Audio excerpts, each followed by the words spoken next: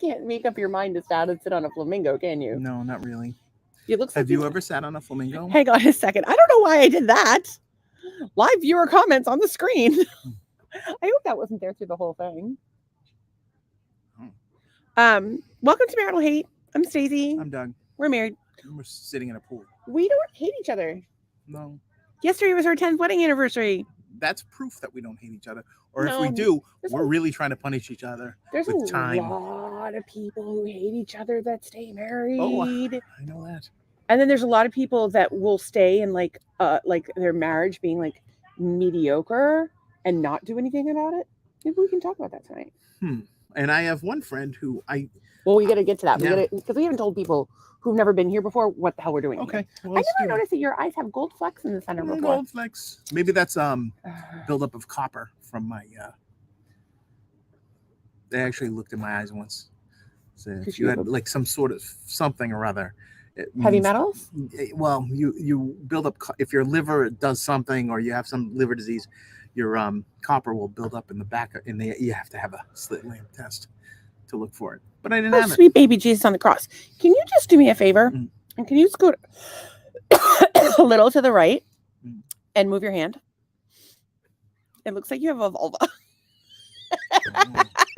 Oh, baby. None of our lesbians here yet. They would appreciate that. Or straights will appreciate a vulva. It just looks like you have a little vulva. I want to see if anybody notices. Well, no one's here. But Friday night. It's Friday night, so some people have lives, which is weird. Let me go put the lights on. Come back and have here. Don't forget to come back with a vulva. Okay. Don't drip on everything. Well, you drip on the ground, just not the laptop. Anyway, so we do this live words are hard. We do this live podcast. I heard a noise. We do this live podcast Monday through Friday, and then we do holidays. My hair is making me angry. Guys, fix it. Can somebody come over and fix my hair? My hairstylist can't get me until October, but one of the assistants is going to do me in August. So that should be fun. Somebody new she picked up. They're trying to be the dreadlock, of the dreadlock, premier dreadlock experience of Florida or Southwest Florida. And I think she's already got it, but I think the globe is next. Anyway, so we do a live podcast. We do it Monday through Friday and on holidays. Sometimes from the pool. When it's really hot out, we do it from the pool. And it's hot. Because we live in Southwest Florida. What we do, the whole reason we started this was because everybody keeps telling us like we should have a reality show or whatever. And you know what? Those people don't watch. It's actually really funny. But the funny thing is, like, we just came out, like, it was like we're doing a podcast and we just came out one night. Yeah, and that was 76 episodes ago. Yes, we are number 77. So the thing that's really cool is that the podcast is interactive. So whether you're watching on Facebook, meaning my Facebook page, Doug's Facebook page, or the Marital Hate Facebook page, or on TikTok or YouTube, you can comment and interact with us. Although I've never watched us from TikTok, and I should probably do that. And that's a good thing you brought my laptop out. Wait, I didn't think we were on. Oh, we're on TikTok. Oh, I don't have TikTok. Not TikTok, Twitter. Sorry, did I say TikTok? Yeah, Twitter. So we do have a TikTok page, but I haven't really made any clips for it yet. Yeah. So we need to work on that. Well, we have plenty of outrageous situations. There are some clips. And I know most people have a short attention span, but what happens is everybody, our haters, as it were, they've all become friends with one another. And everybody, as you're watching the show, you're part of the show. But again, if you're watching it later, you can comment and everybody will come back in and comment. And so even if you can't see other people commenting, we'll bring them up on screen. So we have a lot to talk about today, kind of. It's a Friday. It's Friday. What was that song? Remember? It's Friday. Friday. And then there was a Chad Vader. Chad Vader is key. I wonder. Yeah, we can share a YouTube video. You're allowed to do that, right? As long as you give credit. I would think so. Maybe we'll watch. Well, I wonder. We're saying it's ours. Yeah, I don't know that it's that much fun, but it would kill some time. Well, no one's here. Well, somebody came on and liked it, so that's good. They came. They liked. They left. They're like, yeah, they're okay. Click. They came. They saw. They left our asses. Now, can we tell who did that? If we yeah, we can actually. I haven't really been checking. I should do that. I haven't been checking the analytics because honestly, like we just kind of we give our heart and soul to our nightly podcast, believe it or not, and by the time we're done, we're exhausted. And of course, I have my illness. So I'm not always able to give as much to it as I want to in terms of preparation, editing, or marketing. But we'll eventually get there. It'll just be very slow. Our one of our favorite haters is here. Anne, she says, hello, Doug and Stacy. My godson is sound asleep and I'm here. Anne had so much exciting news today. Anne, would you like to share your exciting news? Or can I spill the beans? Because it's really hard to keep inside. I'm so excited for you. Oh, I don't know any of this, but congratulations. I will say that it's a little surprise in Ormond Beach. And so I thought, like, vitamin C chiropractic, That's right. My friend Christina could go over and share this information. I want to make sure I get the information. Well, why don't you wait till some of the haters show up, or if they show up? And well, then, I'll just say it again because I'm super, super excited. Okay. Hang on, I want to make sure I know the name, but I wanted to see if the weight was there. Let's see. Anne had a baby. Anne, her nephew and his wife had a baby, and so she's a great aunt, which of course we knew she was a great aunt. She's a great friend. She's a great hater. She's a great person. Her nephew and his wife had a baby, 8 pounds, 5 ounces, 21.5 inches long. That's and his name is Rome. And not everybody likes it, but Anne loves it, and I love it. I think it's a great name. Yeah. So apparently they it's Rome Anthony, and then his last name. Oh, that is. And then apparently her grandfather and uncles were Romeos. So maybe people wanted him to be a Romeo, but I think Rome is good. Like a lot of people do, like an homage to the person. So like my daughter Veronica, was an homage to my grandfather and kind of my dad. So we did that. He called me Auntie Chicken. I love you. Who called you Auntie Chicken? The baby? He's a brand new baby. Apparently the godson is sound asleep. So he called you Auntie Chicken. So Anne is a woman of a certain age. P.S. She's hot. Why was she called a chicken? I wonder. I don't know. Maybe she was afraid to do something. Oh, maybe he doesn't realize his aunt's like a massive planet. Oh, no, you can't say that on his other aunt. Yeah, that's not a good one that we know. Yeah, the other one. In any case, she her godson, who's a teenager, said he called her to hang out. Oh, that's which cool is like, but like the thing about Anne, and I mean, you've known her, you guys know her, right? Like if you follow the podcast, and of course, Anne has been on the podcast. She's just a breath of fresh air. She's got good energy. She's chill. And she's actually someone who asks questions and listens and wants to hear people's answers, but she also wants feedback on things that she talks about. And she's always receptive to that feedback. And I've noticed it a lot. Some people don't even want to listen. They don't want any feedback is their thing. And they just shut down. And so much for that. Well, you have a lot to say. So sometimes it's hard to get in. Yes. Any feedback in there, but you just have to get it in and you'll get it in. Hello. What's going on? It's Friday. We're not even podcast over. We gotta go. It's actually okay. I have to Anne said my nephew, obviously not the baby. No, he loves me. That's just a nickname because he likes my chicken dinners. I love that. Oh my God. More about these chicken dinners. Yeah, we would like a chicken dinner. We're winners and winner. We want a chicken dinner. What do you get? What do you get for the two winners? Anne gives you a chicken dinner. She gives us plenty of things, right? Oh my God, Anne gives us too much. Stop buying us things. Stop sending us things. Mm-hmm. No, we have plenty. We have everything we can. Look, I have a bee in my hair. Like, what more do you need than a bee in your hair? Look, it's so cute. A little bee in my hair. I don't need anything more than I have a pool. I have a hot ass husband with a perfect cock and a tongue like Gene Simmons. I got no ass. You don't have an ass. It's just a. I just don't look at the back part of you. It's hideous. I'm a monster.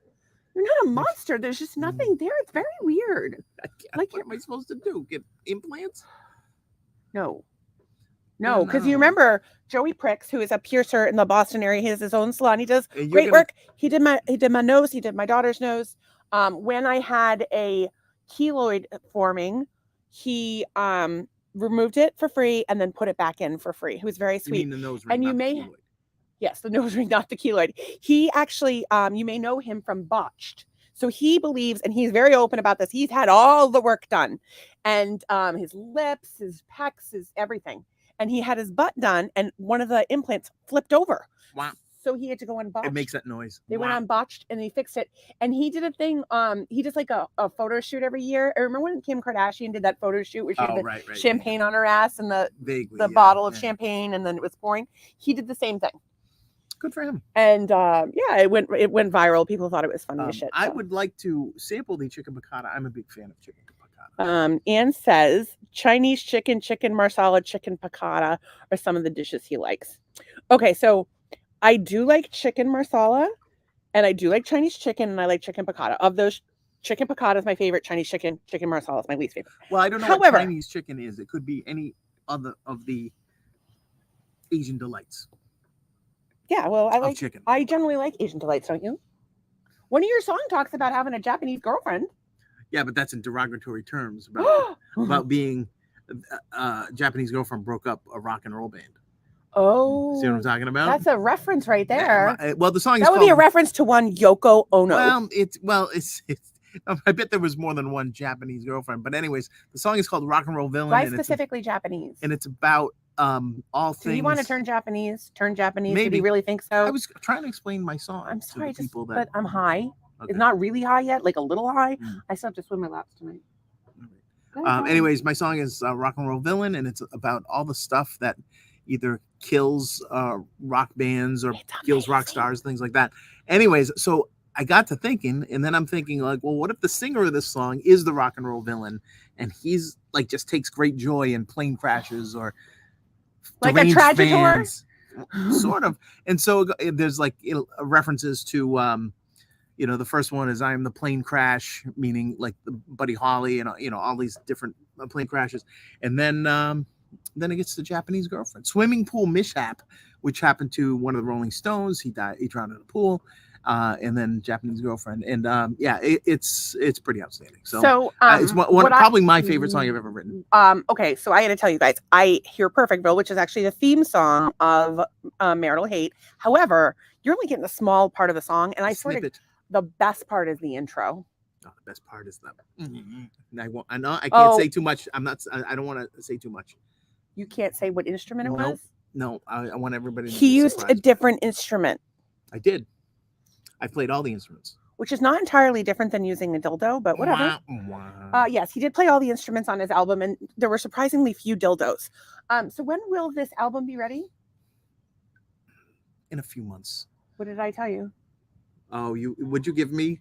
I gave Doug speakers as an anniversary gift on payments because we broke, but we got 0%, so it's good. And I can always just mix my album and send it back. They're like $12.99 or what is it? It's super cheap. $18.99 a month. Happy 10-year anniversary. Anyway. We're scraping our pennies together. They weren't. But anyway, no, they weren't. But we had to find it. Well, we could have pulled it out of savings, but whatever. Yeah. So anyway, I told you that if you didn't finish writing your album by the time the return period was over, I was returning them. Oh, that's right. Okay. That's the deal. I haven't checked the return period. I'm gonna have to call Sweetwater. You might have. That's why you want to keep the boxes. You might. Anyways, you might have a week. Part of my thing is that I am having a hard time coming up with like the last bit of lyrics, and I'm having a hard time mixing this thing because I don't know anything about mixing. Don't worry about the mixing yet. Worry about the lyrics, and then we worry about the mixing. Yes. Oh, you're now worried about. George and I are gonna pimp you out. Okay. Well, I do have an outside chance of getting it to somebody that is involved in some television shows. So. But it was supposed to get to somebody else. Yeah, that never really panned out. People suck. I want to get back here, but I do want to tell you guys, Perfectville is my favorite song. I cry every time I hear it. I insist on, like, if we're driving around in Florida, especially if we're going over the bridges, I want to listen to it. But Rock and Roll Villain's really good, and I love Junkie. It's so My name good. is Junkie. Oh, I just thought it was called Junkie. Well, I call it Junkie. But yeah, it's Junkie. My name is Junkie is pretty good. Anne, you don't need to cook. Oh, this is what I wanted to talk to. Sorry, I don't mean to go back. I don't mean to be slow, but I have a response. Anne's talking about cooking chicken marsala. Do you remember our chicken marsala song? Yes. Please tell it. It's hilarious. A chicken marsala song. Yeah. So, story, not song. So one of Noelle, my youngest daughter, had one of her friends, it was like her boyfriend at the time, over for dinner. And I said, do you like tikka masala? Meaning chicken tikka masala. Okay, thank you. Watch. I said, do you like chicken tikka masala? And he goes, yeah, I love it. So chicken tikka masala is Indian. He thought I said chicken marsala, and he was very disappointed. Oh, wait, hang on. Anne says, When I come back, I will cook for both of you. No, you will not. No, You won't. will gotta rest. Sit down and shut up. Did we get Jeremiah's while Ann was here? I No. think we. I Oh, we don't should have think gotten we did. Jeremiah's. It's so good. Ann says, Doug, you want to be the first sight of those gruesome. You Things. want things. What is she talking? You want to be the first on site for those gruesome? No, I don't. What gruesome things? Like rock stars dying. Oh no, he has this whole Tragitors thing. Don't you lie. He has this idea for a business called Tragitors, where he has a blimp. You're gonna have to sign. And an you ride NDA, in the people. blimp, Yeah. and for like $10 extra, you go over tragedies, and for like $10 extra, you can drop off rice to the people. Blizzard of '78. Boom, the blimps are in the air, dropping. I don't know that was the right climate for a blimp. All right. Hurricane Ian. Boom. The next day, we're shuttling electrical workers over to the Sanibel on a blimp. Woohoo! You see, I'm telling you. It's got legs. Okay. Anne says, what did she say? I know he does, and that's why. Do the album and I will market the shit out of it. Yeah, we're all going to be marketing the shit out of it. In the meantime, feel free to market the shit out of Marital Hate. So it's not just 3 of us at night or 4. There's 2 people watching. Anne is one of them. And creative guy Doug. Who's creative guy Doug? That would be me. Okay, I don't know what's going on with me. I'm really hyper and I feel the need to just sit here and shake I don't my know what you're doing over here, but you look like a 2 Live Crew album cover. I really am considering doing an OnlyFans from the pool where I just swim around naked. Anybody want to pay for that? $19.95 a month. We tried to sell so many things for $19.95. Maybe your price point is either too low or too high, because if it's too low, people don't think they're getting good value for the money, right? Yeah. Now, I think your naked swimming in the pool would be, for me, what's Netflix a month? $9.99? $15.99. It went up. It keeps going up because people share. Now you can't share at all. So here's the thing. And there's so many other you options. Swimming around the pool. I'm not gonna watch half the stuff on Netflix, but I'd watch you every day if I had. Yeah, but I'm not everyone's preferred body type. If I did weird shit like poop in the pool, everybody would watch it. Well, but that's not going to happen. Not I can barely poop in the house, as we've discussed before. Of course, Anne remembered Tragitors, which is why she mentioned it, as she points out here. It's brilliant, and it's actually been talked about on this podcast. Thank you. Well, yeah, I just needed the blimps. Anne gave the lead in because I told her I wasn't terribly prepared today because I got no sleep last night because somebody was snoring, and like a lot. We're taping your mouth. I think you're gonna be sleeping in the guest room. I love sleeping in the guest room. Sleep in the guest room. I'll snore up a storm, and I won't have to be all sorry about it the next day. Why didn't you sleep in the guest room? Oh no, I don't want you in there with your bad energy. I have good energy. Look at everybody knows you me. have been much better. There was a day Doug's energy so bad I could not take it anymore, and I could not take it anymore in terms of his bad energy, and I just fell apart. I literally sobbed hysterically in 4 rooms of this house, and I don't know what the conversation was, but he's been great ever since. So, and I wasn't being manipulative. I swear to God, I just couldn't take it anymore. And you've been working really hard on yourself, and I'm really proud of you. Can we please talk about all the things? So, of course, we've been meditating every morning. We've been doing Wim Hof in the morning. Namaste. We have been doing yoga on the weekends, yin yoga, which is like a chill yoga. You just basically lie there. It's awesome. You hold one position for a really long time.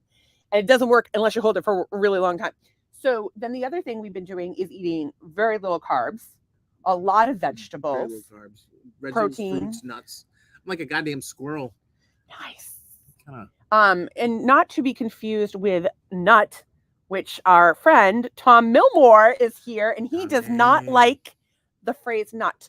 Tom says looks odd with Doug on the other side. You know what looks even more odd? If you look right here. Oh, I have like a little thingy. Look, I gotta go. Oh, you're going the wrong way. It's this way. I pulled you.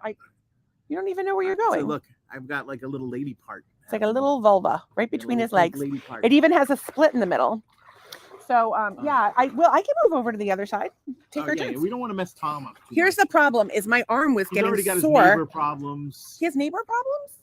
Well, the neighbor's yard. He had a dream about the neighbor's yard. Oh, that's right. And so I'm assuming that neighbor's yard is messy. But I name dropped on my album, one of the songs. I name dropped Tom's band. What's Tom's band? The Rousers. Whoop whoop! Rousers in his house. Yeah. Daniel says, "Hello there, Situate refugees. I landed in Ohio. Oh, I'm so glad you're safe. What are you doing in Ohio? We want to hear all about it." And he says he loves the dreads. Thank you. It's actually really funny. Everyone told me not to get them.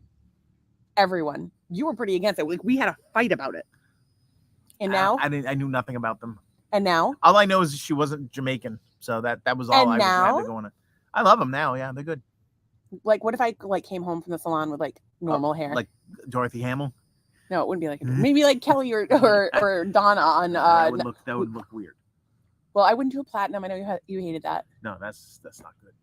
But in any case, anyways, I like the dreads that look. So good. would you be sad if they it were gives gone? you I would be a little sad. Yeah, I would. They come down to my belly button. They're long. It's like she's like Loretta Lynn or what Crystal Gale. She's like Crystal Gale up in there. I don't know how I'm like Crystal Gale, but here we are. It will take at least 3 minutes to tell you about Ohio. Well, we can bring them on a future episode. I have a thing. Should I hear what my thing is? I want our guests to all be in person because our whole thing is high touch and high interactive. It's high touch. And but I am thinking about doing like maybe a few like little special events for like I think I'm going to start doing special events for the people that regularly come to the podcast. So we have a bunch of people that come all the time. They've all become friends with one another. Anna's one of them. Tom's actually become one of them recently, and they've all become friends with one another. They didn't even know each other before, and now they're like, some of them talk to each other every day. Like in the morning, they're like, "Hey, how's it going? How's your day?" And of course, Todd, who's not here, who I should have reached out to today, he's the best. He reaches out to everyone every morning. Yeah. He's just fucking awesome. All right, so wait, and Tracy will help you hide a body. She's not here tonight, but she will help you. She's off on a romantic weekend. The OG lesbies are on vacation. Getting busy. Anyways, Daniel is in Ohio. Yes, we don't know why he relocated from Situate, Massachusetts to Ohio. I think he's just. But we could probably take some guesses, and it would be pretty funny. Okay, well, let's read what he said. All about Ohio. This place sucks. I've been to Ohio. I think it probably depends where you are in Ohio. We really wanted to go to the Rock and Roll Hall of Fame, but surprisingly, it's not on the way from Boston to Cape Coral. Like, who knew? It's really not. So, it's in Cleveland. But I know some nice people from Ohio. I know ugliest women I've ever seen. Oh my Lord! Them's hating words. You, sir, have never been to Revere. Dude, do you think that, of course he's been to Revere. Do you think that YouTube will pull this video down for like a hate crime against women of Ohio? Ohio? I can't prove them right or wrong. So, I'm trying to think, do I know people from Ohio? I know a couple people. I can't believe the shit that we say on this podcast that doesn't get us in trouble. Like, it's baffling to me. I really said some fucked up shit. Oh, yeah, absolutely. We talk about fisting with Crisco. How if anything you put up your butt needs to have a flange on it because you don't want to get sucked up there. That's just common sense, I think. We talked about furries. We talk about bestiality. We talk about politics. One night. The one thing that got us in trouble was talking about the what in the arm. Yeah. Well, we just mentioned it. We didn't even give an opinion about it. Oh, no, I did. Oh, you did? I don't remember. I did. I don't remember. I went hard at it. What I would say is that we talked about a lot of things. And we're crazy. I'm crazy. Yeah. I think I need to start doing my fingernails because they are so weak. Weak nails. Does anybody out there suffer from weak nail syndrome, also known as WNS? Daniel says Revere has beautiful women. I just pulled a town out of my ass, Dan. So don't worry about it. I don't know. I don't know. I don't think I know anybody from Revere. There's all kinds of stereotypes about women from various towns. For me, I don't care what you look like. I care about your energy. Like I'm all about the vibes. I kind of care what you look like. Well, I used to because I'm kind of shallow. Hang on a second. Okay, but like when I first met, we're gonna have to get there. When I met you, I looked completely different than I do now. Yeah, I thought you were this respectable young lady and now you're tatted up. And I am an unemployed pothead. She's on a medical marijuana situation. Unemployed, all non-void, sitting around like I'm pretty boy Floyd, because that's what you do when you have a chronic illness. So I don't really know, but you seem to still like me. I like you. Yeah, you're all right. This is a serious question. Do you think you love me more now or than when we met? There's parts of you I love more, and then there's parts of you I love less. So the politics haven't changed. I know, but the political climate has changed. If anything, I've probably gotten more moderate. Oh, thanks to me and my moderate ways. I'm reaching across the aisle. I will say this. I genuinely, it's really, it had nothing to do with you, quite frankly. It's RFK. I'm feeling, I got a soft spot for him. I think he's gonna get assassinated, but it's still RFK. Tom says bronies. Bronies. Isn't bronies is like the My Little Pony guys that like them, but they're all supposedly pedophiles? Is that I don't the know deal? if Tom meant that. I don't think Tom would mean that. I thought he was like being like bronies. He's with calling everybody. you a brony. Oh, like yes. with everybody. Oh, that makes sense to me. Because I see when the comments come in. So here's the thing. My there was like a thing on the internet, and it was like a thing, conspiracy or whatever. And I in this day and age, you can't dismiss conspiracies any more than you can dismiss headline news. You have to read it all and evaluate it equally. Look at multiple sources, ask intelligent questions. Even the fucking Inquirer is game these days. I think I trust mainstream media less than anything else. Like if I was like walking down the street and there was like a man shouting from like a milk crate, I'd probably listen to him more than I listen to anything on the mainstream media. And it's also a good possibility that he's an alien and has created Earth. What was my point? I don't know what your point was, but we have a bunch of comments. Well, I'm going to get to the comments. Oh, so bronies. So they were saying that the people that are bronies are they like My Little Pony and they're all pedophiles and they have My Little Pony tattoos. So I'm like, okay, and perhaps there has been a pedophile who had a My Little Pony tattoo. I don't know. However, my mechanic, who I have become very good friends with throughout the years, because let's face it, in order to get the Jeep to pass inspection, we had to jump through some hoops. So many stories. I'm so glad I live in Florida. No inspections. Anyway, his daughter told him to get a My Little Pony tattoo, so he did. He did not. Yeah. Chucky, and now it's a thing. Chucky has a My Little Pony tattoo. But he, like, I do not believe in any way, shape, or form that man is a pedophile. One. No. Two, that man works too much to be a pedophile. He's got nothing he left doesn't even have time for nail file, much less pedophile. He works. Oh my God. I like that poor guy. He works towing and he works at the shop and he works round the clock and he's such a good dad. And he is a lovely baby mom. I've met her and the kids are just beautiful and just lovely, lovely people. Daniel said, I'm in Marshfield, which is between Cleveland and Columbus. Oh, Mansfield, not Marshfield. Cleveland and Columbus. We moved here from Texas, which I love. Wife was homesick for Massachusetts and this was a compromise. Okay, I have like 5 things to say about this. I read that wrong. I read that as I'm at the Marshfield Inn. I was worried. Which was the crack den that we used to live near. The crack den is not the Marshfield Inn. The crack den is the crack den. We live next to the Marshfield Inn. The Marshfield. We lived in a place that people. Hear me out. We lived in a place. So we have lived many places in the Summer Street house. We always call it the Summer Street house. I don't know why. It was the house I moved into on Summer Street. That's the week I met Doug. And the only reason I went out with Doug was because I was moving that week because I had a rule I wouldn't date anybody from the town I lived in. So then we wouldn't date anybody that's handsome. So we lived there for like 3 years. Then we lived in an oceanfront home on Minot Beach in Scituate. Rented it. It was tiny. We lived there 5 years and then we couldn't find a place. That was a whole thing. And we couldn't find a place. So we finally found a place, but this whole crazy, somebody I knew was listening to the radio and found out the DJ got a job in Connecticut and they had just bought a house. So I called him and said, hey, can I rent your house? And he let me because he was desperate because his wife was like super pregnant and then had the baby early. The baby's fine. Thank God. But anyway, when we had to live at a temporary house in between and we called it the crack den. because we used like towels and blankets for shade for curtains. It was shade. crazy.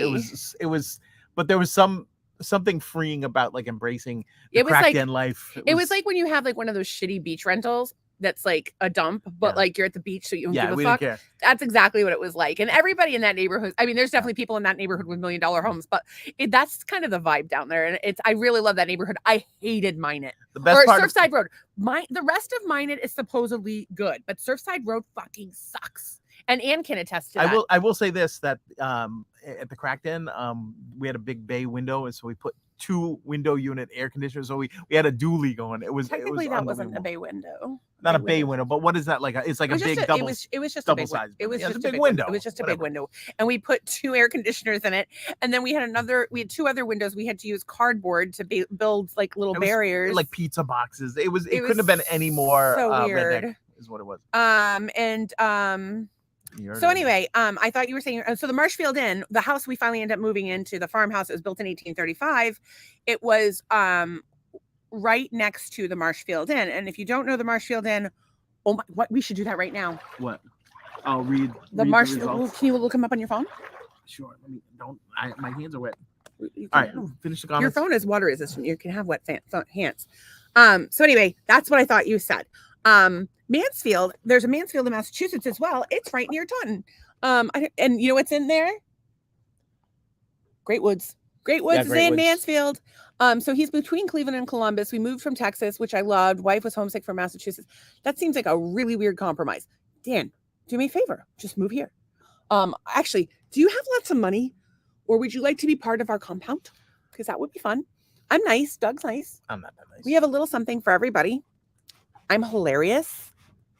And Doug is musical and talented. And he's rational. And I'm just saying, it's an option. I am musical people.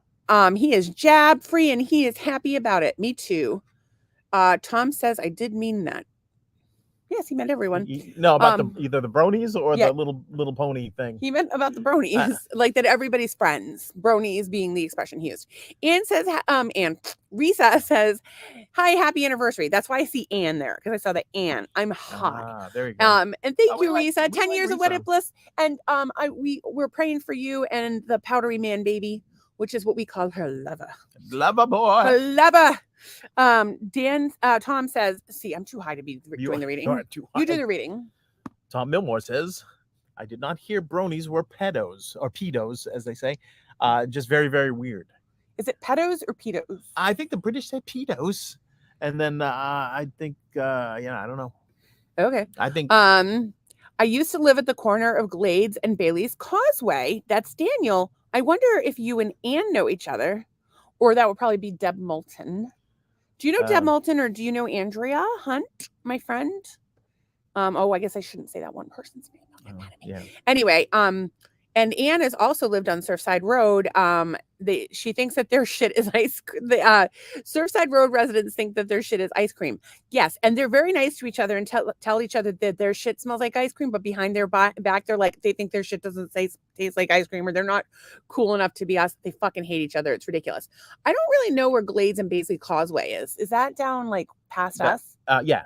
Okay. Yeah. I kind of want you to send me a link to your house so I know which house it is. Is that weird? Yeah. I'm like kind of homesick sometimes. Bailey's. Yeah. Because you're going one back. Of Noel's friends lived on you have to go deal with that issue in Massachusetts, and you're going to go back. And I'm like, I'm not going back to the Situate.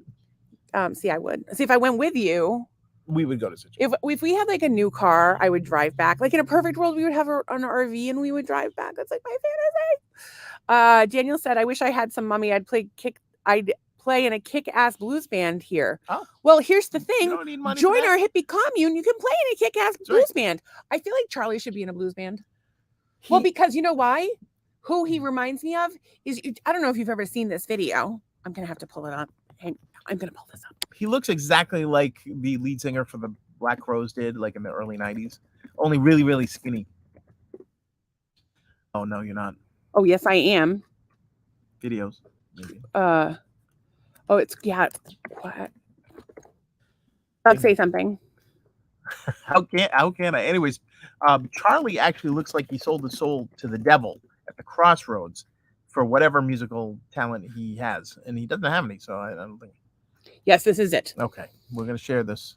You guys, this is maybe one of the greatest things that has ever existed, but this guy reminds me of Charlie, and he's gonna be pissed off that I said this, so I'm glad he's not here yet. Oh shit, he's here. Charlie, I don't know why, but this guy reminds me of you.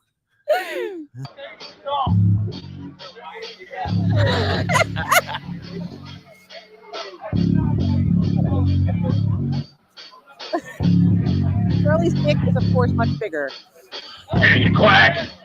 Can you quack like a duck when you suck? Can you buck like a horse when we fuck? Can you take every inch of your butt?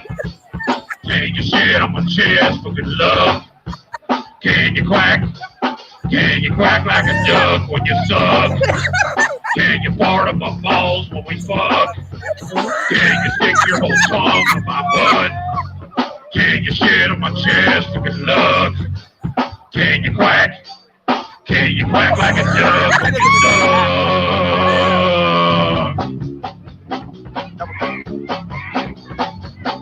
Take it in first. Riddle it up, suck, give it up, Jake, hit it up to where I want to knock you up, and if you swallow you suck, and you take it up the butt, I might keep around long enough, what's not?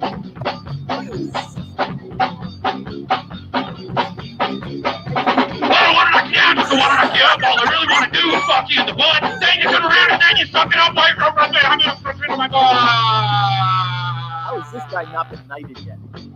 They can hear you. So, Doug has a very pertinent question here. I don't know how they haven't knighted this fine musical entertainer. Yeah, I will say this. Sir Quacks like a duck. I don't mean to say that it's just his voice that reminds me of Charlie. Okay. Plus, he's skinny and he has long hair, and I kind of imagine that that's like what Charlie was like when he was doing the drugs and whatnot. Charlie's been sober for I think it's 13 years now. I couldn't be prouder of him. I got to go back to some of these comments, and I just had the laugh of my lifetime. Risa says thank you. I think that was because I said that they were fucking awesome. Well, you also Her and her prayed for lover. them. Oh, and then I pray for them. Yeah.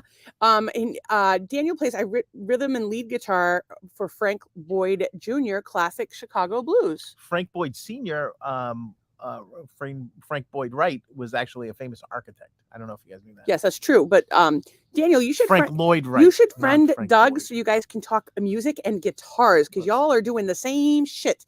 Have you done any I don't play no blues though. have you done any mastering of the music? Because my friend here is struggling and he's almost finished I with got his good album. tracks. I just can't make some shit. He's almost finished with this album, and the Perfectville theme song to this show is Doug. It's more poppy than anything else you do. Everything else you do is a little more punk. But the best part of the My song, FM radio hit. the best song on the best part of the song is the intro, and you don't hear it in the video. So Daniel, if you send me your email, just PM it to me. I'll send you the song. But you guys should definitely talk music because I'm sure you would have a This is the wonderful first chat. I'm hearing about Daniel. So Well, he's been my friend yeah, forever, and he's okay. fucking awesome. All right then. And he says, "No, I don't know them. I don't know who he doesn't know. Santa Claus. You may know the Russos. He may know the Russos. Oh, he says, no, I don't know them. That came in first. No, so I don't know. The Russos are Anne's family. That's across from my brother's just about. And then Charlie said Surfside residents did not know what to say about me. I think they called the police on you, Charlie. You were driving while They poor. thought you were the guy from that video. They're like, he's gonna shit on our chest for good 1014, luck. the Hey, man listen. with the Let me just tell you something right now. quack If like a I duck. thought shitting on your chest was good luck, I would do it right now and run to the store and buy a lottery ticket. Because Mega Millions is like 455 million and Powerball's up to 6 million. We didn't get a 600 ticket million. for tonight though. We did not. Mm. I was looking at you in your pajamas. I said, "Oh, you're in your pajamas." Oh, I would have gone. And not only were they pajamas, but they had stains Oh, they on were all them. dirty from dinner. so, Gross. yeah. How do you get your pants all dirty at dinner? Put an apron on. We have Oh, those and nice I was aprons. I was cleaning up today. So. As soon as they left Bailey's, it's the first cape on the left. Oh, sure, the yellow house. Yeah. I think it's gray because they're all gray. Oh yeah. Um, well, part of it's yellow. I don't know. just made that I up. have no center of direction. Like text me or message me the address because I'll look it up on Zillow.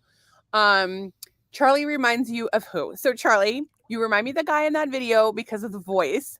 I can't even with the dance, and that is what I imagine you were like when you're on drugs. Again, I'm so proud of you for being sober, but But it would be really the fucking guys- funny to see you perform. Charlie, can I just please, if I buy you that, will you please do that dance for me?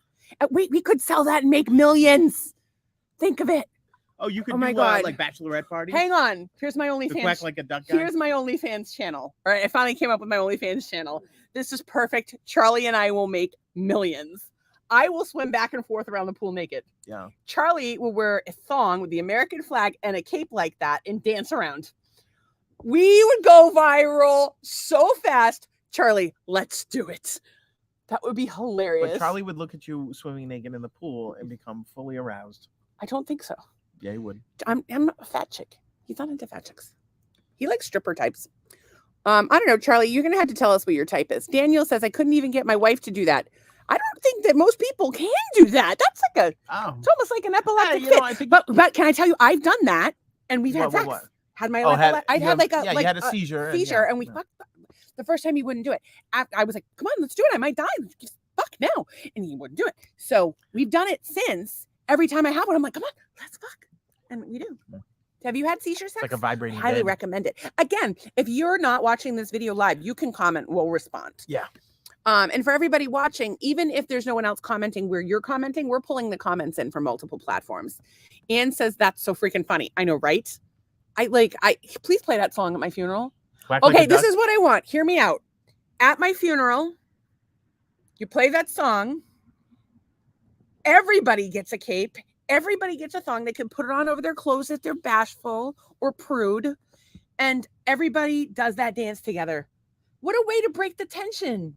That's what I would do. There's going to be no tension at your funeral. Everybody's going to be I have ecstatic. I actually talked to one of my closest friends this week, and I demanded that No, she that start was me. making, if she not start making, I said it to Christina. I said, within 5 minutes of my death, you better be fucking cracking jokes. You want me to have sex with your dead body? I have demanded. I have to be a lesbian. Tracy's working on that for me. Tracy, the OG lesbian, and her wife Becky are up on a romantic weekend. Wow. By the way, they don't do that. But I have suggested on a previous episode that you find yourself a lesbian with a seizure disorder, and you get yourself one of those butt plugs with a flashing light on the end. And what would happen is she has a seizure, maybe 2 epileptics, that'd be even better. And you all feel good because that's the only time scissoring would possibly work is if somebody's having a seizure. So anyway, hopefully Becky and Tracy are up in Vermont. I don't know where they are. I think they were going to Vermont because that's where they got married. And hopefully they're having, some scissoring seizure sex. That would be a good time for them. Tracy, she's gonna. No, she won't. She loves all the craziness. That was at 41 minutes in, so I'm gonna just take a screenshot of that. And you can we're talking about you. Oh, they'll watch it up there, I'm sure. Frank is a great mentor to me. I don't know. Frank Boy Jr. Frank Boy Jr. is a musician. Blues guy. All right, you're gonna have to send me links. I don't know anything about this man, but he sounds delightful. He does sound like delightful. Any friend of Daniel's is a friend of mine. I didn't even know we were friends with Daniel until tonight. So. I'm about to text Dave and ask him where the fuck he is. Yeah. Well, and everybody's welcome to come at their leisure. Those 2 women you mentioned, I don't know. Well, you would probably know Andrea. Like, you may not know her, but you would know her. She drives a long wooden station wagon, and they live I'm not gonna say it, but you can look it up. A long wooden station wagon. Along a Woody. She's a hoot. That was a Dwight Yoakam She went to song, Situate High School. Wooden. She went to Situate High School Station back in the wagon. day. Met her husband in high school. They have been married. I don't know. She just turned 70. It doesn't matter. They were married as babies, and they have 4 beautiful children, and about a bajillion grandchildren. And she is a proud great aunt to her late sister's grandkids, and she's just a really great person in the community and a good friend, and I'm proud to know her. And she's on the Situate Republican Committee. I dated a girl who wanted me to wear something similar to that. I tried to fit, not happening, and I'm not having another guy fondle me Homophobe. as I sing. Homophobe. It's part of being a front man. You got to do it. You don't know what's going to happen on a given night. This pool, it's like Harvey Weinstein's couch. I don't know what that means. I don't know what that means either, because I don't really know the full extent of the Harvey Weinstein charges. But for me to say that this pool is like Harvey Weinstein's couch is pretty fucked up. It's a little messed up. So Daniel says, I'm learning to get funky. Frank is 70, but very powerful on guitar, bass, keys, and sax. I gotta tell you, my friend Bobby Mack, who passed away, was it last year? Or was it 2 years already? A couple, yeah. Coming up on 2 years in October.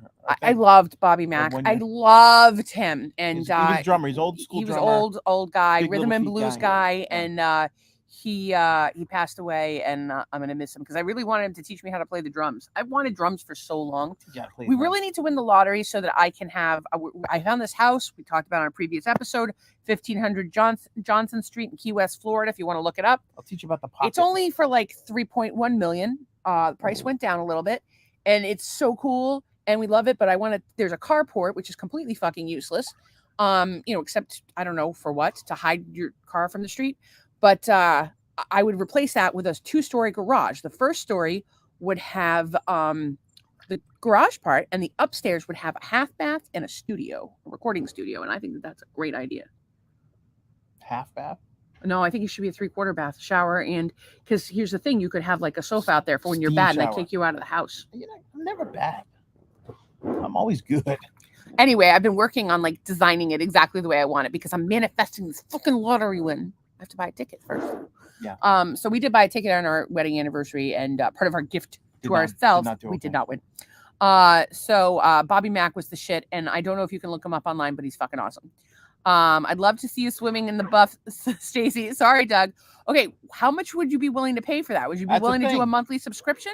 And do you want Charlie to be dancing there? Side note: Charlie has a dick the size of a wiffle ball bat, so something to keep in mind. If you watch it once, like how many times are you going to tune into? Like it's I come out every day and watch it. Yeah, so you seem to like it. Yeah, but it's free. It's free for me. Yeah, but if you're paying if I'm paying, I'm watching it every day. Yeah. When you're paying a small amount of money for something like that, like the initial signing on, is the hardest part. Right. The initial signing on is the hardest part, and then it's like, oh, you don't even feel it. $14.99 a month. I had a charge that was on my card years ago. It was a recurring charge, so it was like $200 a month. The Shakeology stuff. Oh, right. Yeah. And I just never got around to canceling it. And a lot of these companies make it hard to cancel. Yeah, they do. They do. So Daniel says, Doug, you lucky bastard. Come live on the commune. I'll be walking around naked all the time. I consider myself lucky. OnlyFans with Stacy and myself, and what? And who is taping that? Doug? Oh, hell no. What do you want to be alone with me, you weirdo? No, you cannot put your penis anywhere near me. That thing's terrifying. Plus, I'm married.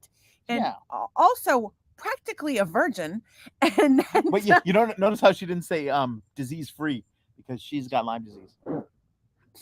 Thank you for that reminder. Happy anniversary to you too. I was yesterday. Get over it, dude. I have to do the boundaries book before we get too far. But I will say, we have a bunch more comments. Yeah, I'm gonna get to them. You would stand over there and dance. We would have cameras set up outside. Doug would come outside sometimes. Somebody's gonna have to do the editing. He's gonna see it. Frank Boyd Jr. and Peace on YouTube. All right, I'll check it out. I will not remember that. Can you PM it to one of us? There's a bird going crazy over there. Charlie, you are so funny. He is hilarious. Wait till you hear him in person. His voice is crazy. We have to Cards Against Humanity. Frank is Tina Turner's cousin. I loved Tina Turner growing up, and actually one of the themes that we have today is actually related to Tina Turner. We will loop back on that later. It will be depressing for everybody. Okay, so we have been, I know we're taking it like a different direction for the time being. And then it's coming back. We'll get back to shitting on the She likes to help people with this segment of the so I pick a book. Usually it's been recommended by somebody. Right now I have a backlog of books. Frankly, I'm going to read all the books that I have already before I buy anything new. But I would like to pepper it up so it's like personal development, medical, maybe something financial or, motivational or whatever. So we did Eat That Frog. We did Rich Dad, Poor Dad. And now we're doing Boundaries. This is Boundaries by Cloud and Townsend. Oh, and there was that other one, not Dianetics, but the one from the 50s. The 40s and the 50s about economics. Oh, Think and Grow Rich by Napoleon Hill. I read that. I did talk about it on the podcast, but I didn't read it to you. Like I don't read the book to you. I didn't give you like the cliff notes as I went through it. I just caught you up as I was finishing the book. I was like, oh, this is the end of this book. And this is the book I'm reading. This book we started from the beginning. The last book we started from the beginning. So if you're lazy and you don't want to read and you're cheap and you don't want to get Audible and you want to like be very confused about what was said because it was a terrible translation of the book, then you should just watch here. It's free. We don't make any money doing this, by the way. It actually costs us money. Yeah. And it's going to cost us more when I start doing editing. So I already did that. Boundaries are great. Let me tell you something. We all need more of them. And I'm going to say something about my haters. And I love you guys. There have been a couple people, I'm not going to name names. Some of them are here. Some of them are not here, who I have seen be in total denial of their own need for boundaries. This book has been an eye opener for me. It has been, traumatic. I swear to God, they should rename this thing Stacy, You Suck. But the chapter that I'm on now, chapter 4, is maybe you don't suck so bad. Maybe you don't suck so bad. Maybe you don't suck so bad. So I'm going to go through this as fast. My voice went up like that. Daniel says, give me names. Names of what? Do you know what he's saying? Give me names. Oh, he wants names of people that have exceeded boundaries or need boundaries. Oh, I'm giving you a name. Everybody does. Everyone does. Everyone. You too. We all do. Although there's some people that have too many boundaries. Boundaries should be like a fence with a gate. They're breathable, and then you can let someone right in there if you want to. That sounds like panties. Maybe. And the haters. Oh, the haters are the people that we like. So because we're called marital hate, we call our followers our haters. So that would be Anne, Charlie, Tom's a hater now, Tracy, Deb Jorgie, Risa is Risa. a flyer. Charlie. Who else? I'm forgetting somebody. Todd. Todd. Yeah, Todd's not here tonight though. But yeah, I got people, and you guys are fucking awesome, and we absolutely love you, and we wouldn't know what to do without you. So let me get into this as best I can, as fast as I can. This is the wrong book. I'm sorry. I have my notebook and I have my book. It's a book, Schnook. Okay, so the chapter is called. Is this okay? I look like Vincent Price. All the animals come out at night. So it's called Boundaries, How Boundaries Are Developed, aka Stacey, you don't suck that bad. So there's just one guy who can never say no to anyone, particularly at work. And so his wife becomes incredibly frustrated because she's eating dinner with the children alone. He's never there. She feels like a single parent. She confronts him about it. And he's like, I don't know what to do. And he's like, I can't say no to anyone. He's like, yes, you can. You say no to your wife and kids. And he almost lost her. And so he and his family almost fell apart. And so they realized that he couldn't say no to anyone because of he didn't want to be like that, and he didn't know how he got that way. And of course, that's where the chapter jumps off of like where boundaries come from and so forth. So I'm going to buzz through it as fast as I can. The past is your ally in repairing your present. So like one of the things in therapy that happens is a lot of therapists will want to talk about your childhood and whatnot, but those key early development things are crucial in knowing where you're going to be, why you do the things that you do today. And a lot of it's based on how you're raised. And what's really hard for me is, and I've been really thinking about this a lot, is my childhood is mostly a blank. I have very few memories. It's very traumatic. I know very little. But I've actually, considered doing hypnotherapy for it, but it's very expensive. But I would really love to, kind of figure out a little bit more because I don't have a lot of truth. But my parents were very young. So anyway, I'm going to give some, I will be vulnerable with you tonight and give some personal information. And that's partially because I want people to feel like they're not alone, partially because I try to be genuine with you, and partially because maybe somebody will hear my story and it will help them. And if there's something that you hear from me or whatever, you need to talk or whatever, just private message me and I'll do whatever I can to be a friend. Although I'm not always the best at the listening so much as I am with like the how to fix the problem, but please know that I feel compassion for whatever you're saying, even if it doesn't seem like it. Like I take your feelings on it. That's the problem, is when I acknowledge people's feelings. Like today, one of my friends has another friend that's somebody I know that's having a problem with alcohol and really bad. He's destroying his life, and she's beside herself. And she didn't really even like say till the end how she felt about it. And as she did, she choked up and she shut it off immediately. And the whole time I could feel that. Yeah. And I was already crying before she was. And because I just take it all on. So if you see me and you have a problem, I get anxious for you and I want to fix your problem because I don't want you to be in that position. And, I think that there's people in this world that when they have a problem, they want to wallow in it. They want to complain about it, or they feel hopeless. They feel like they can't do anything. That's not me. If you got a problem, I'll solve it.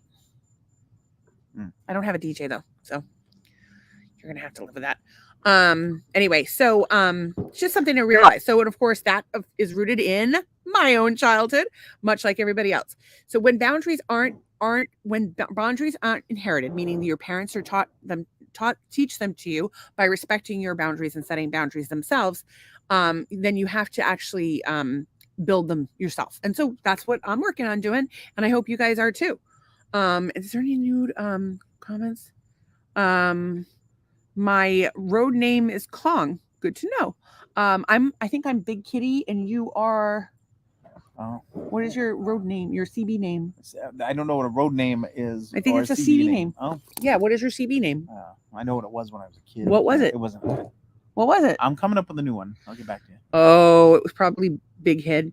My wife just told me that she is moving back to Massachusetts to be with her kids. Oh, how are you doing with that? I want to get back to that, but I need to finish this before we have light. I want to talk about that. So think about it. We'll get there. I promise. I'm going to run out of light. This is killing me. I have to do this. Just a little baby boundary, hard for me to make, but I did it. See how she just took on all that. Bonding, yes. Bonding is the foundation of building. So especially the first 4 months of life, the child cannot differentiate itself from its mother, and it needs to be aware of her presence at all times. We're built for relationships. We have two choices in relationships. We have to set limits and risk losing the relationship, or be held captive. I've been there. Have you been there? Yes. Yeah. So, it's been a challenge for both of us to learn to set boundaries. It's something we're both working on. And I think we're both getting better at it. Doug's been very good at setting boundaries with me for a long time. I think we just had an owl. Go over there. Go over where? It was like by the corner of the house. It was this huge ass bird. You don't want to see if there's an owl? Okay, I'll get to this.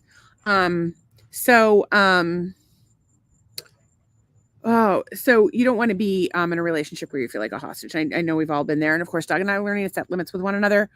And he'll set limits with me and no one else. And I'll set limits with no one else or Doug. But I'm working on being able to set them with Doug, because they say you should start with someone who is a safe place. So babies burn first with their mom, like meaning that they don't know the difference between them and their mom until they're 4 months old. And then slowly the baby forms its own identity. After 4 months, it begins to separate from the mother, which is a process that continues for the next 17 years or so. Some moms can't handle that separation, especially if they haven't hatched from their own mother, which is really the part where you like move away. And so a lot of these women will have multiple children, which is interesting because I have 4 children, but I don't know that I've hatched from my mother because I didn't really have that. So, I mean, I am curious. Listen, if any of you have like a degree in psychology, we should ask that girl today. Oh, yeah. Well, she hasn't gone to psychology school yet. So no, she has an undergrad in psychology. She just finished it. She just got her BA in psychology. Oh, okay. So my question is if I didn't have a bond with my mother to begin with, and it was a traumatic time during birth. My mother was 15 years old before I was conceived, or when I was conceived. Something bit me. I did not appreciate that. I feel like a motherless child. Florida is very buggy, and the bugs love me. So I didn't have like any stability. So I don't think I ever bonded with my mom, but I also don't think I ever released from her at the same time. And the similar situation, not entirely similar, like my grandmother was my parental figure, but then she passed away and I wasn't allowed to go to her funeral. It was fucked up. And there was a whole family drama and awful. I told it on another episode of the podcast. So it's no wonder that I have so many fucking problems. And so if you're as broken as I am, well, thank you. I don't suck that bad, and neither do you. You're probably really fucking awesome. And truth be told, I think I'm really awesome too.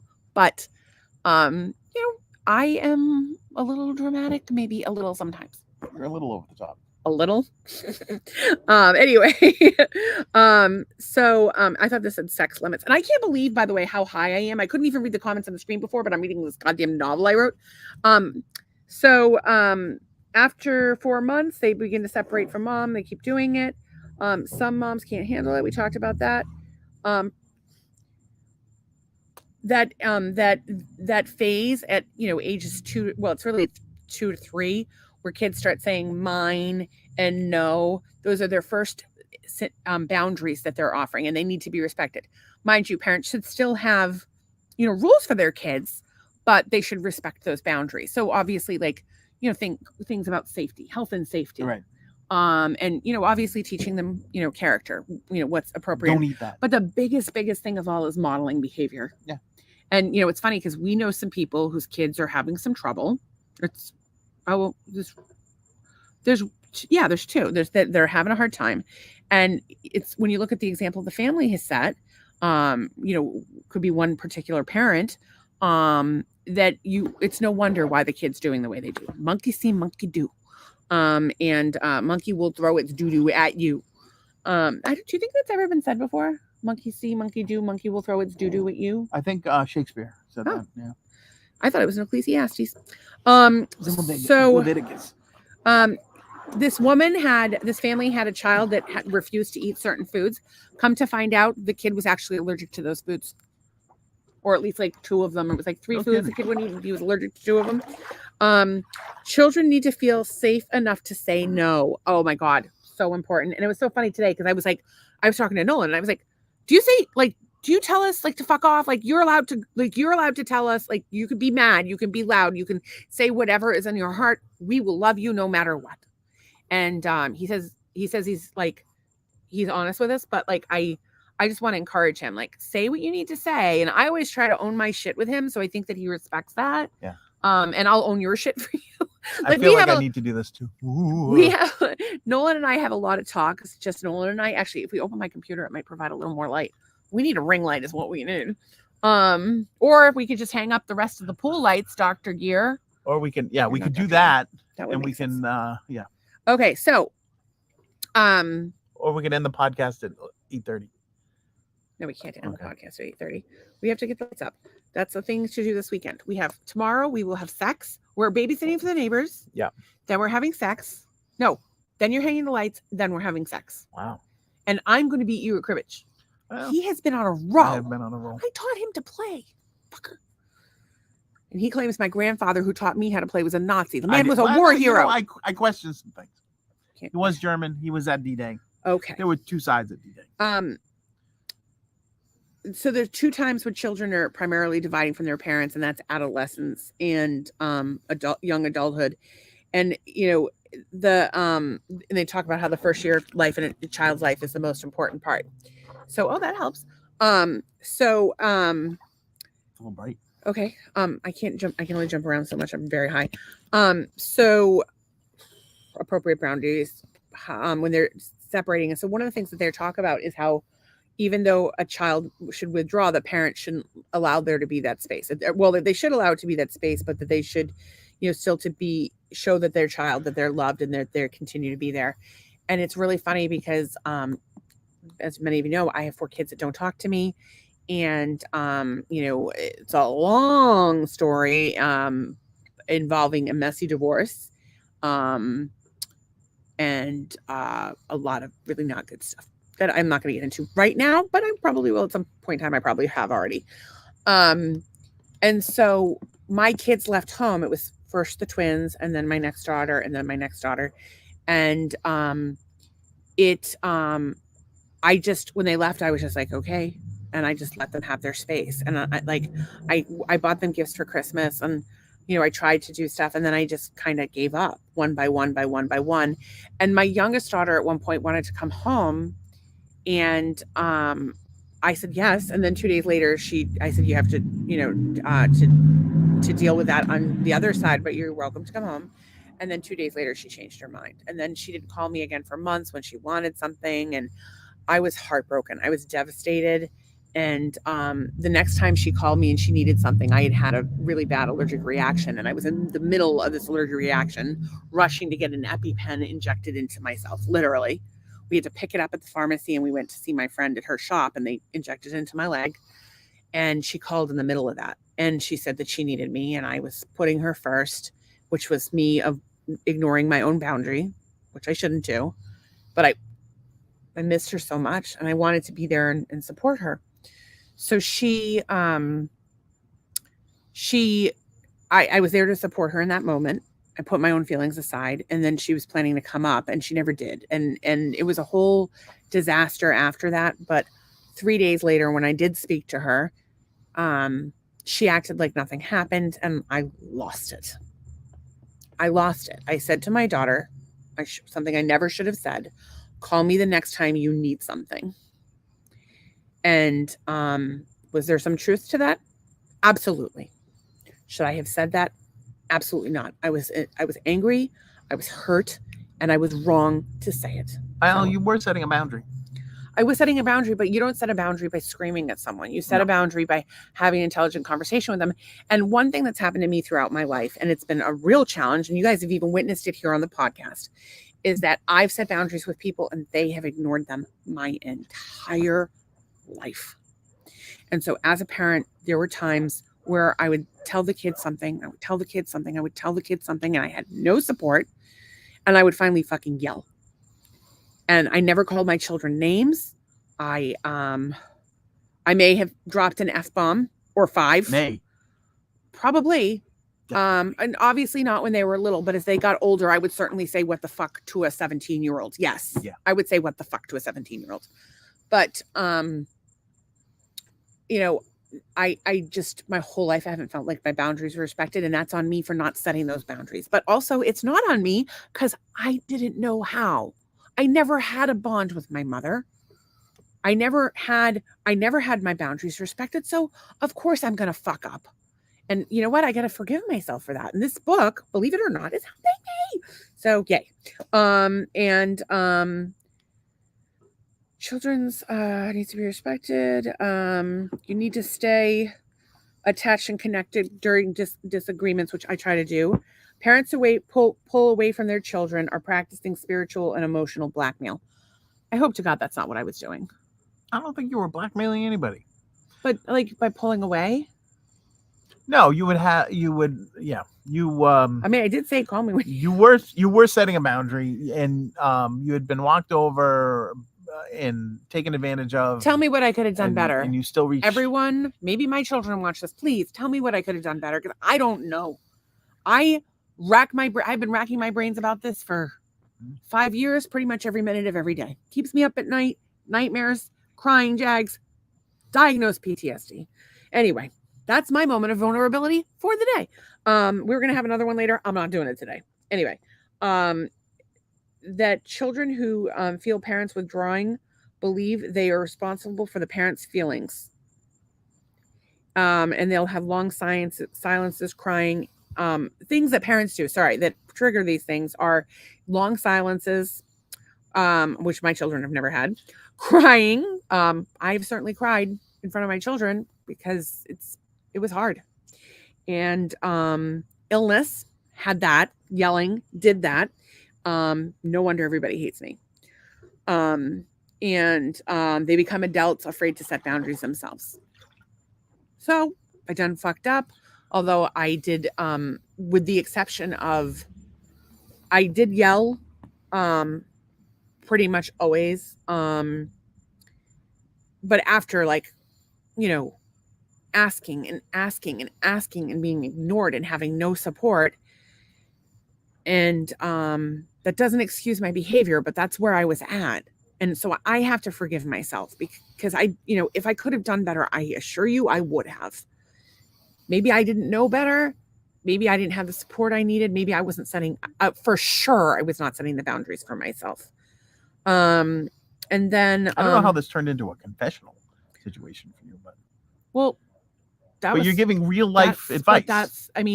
First of all, the way that you just said that was shitty. Well, that's not what I meant. I meant it. I know, but it turned into the. But you saying I don't know how this turned into a confessional. It sounded shitty. Yeah.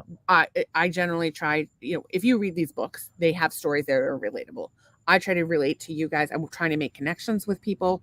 So when there's a topic, we talk about how we relate to it. That's what this podcast is.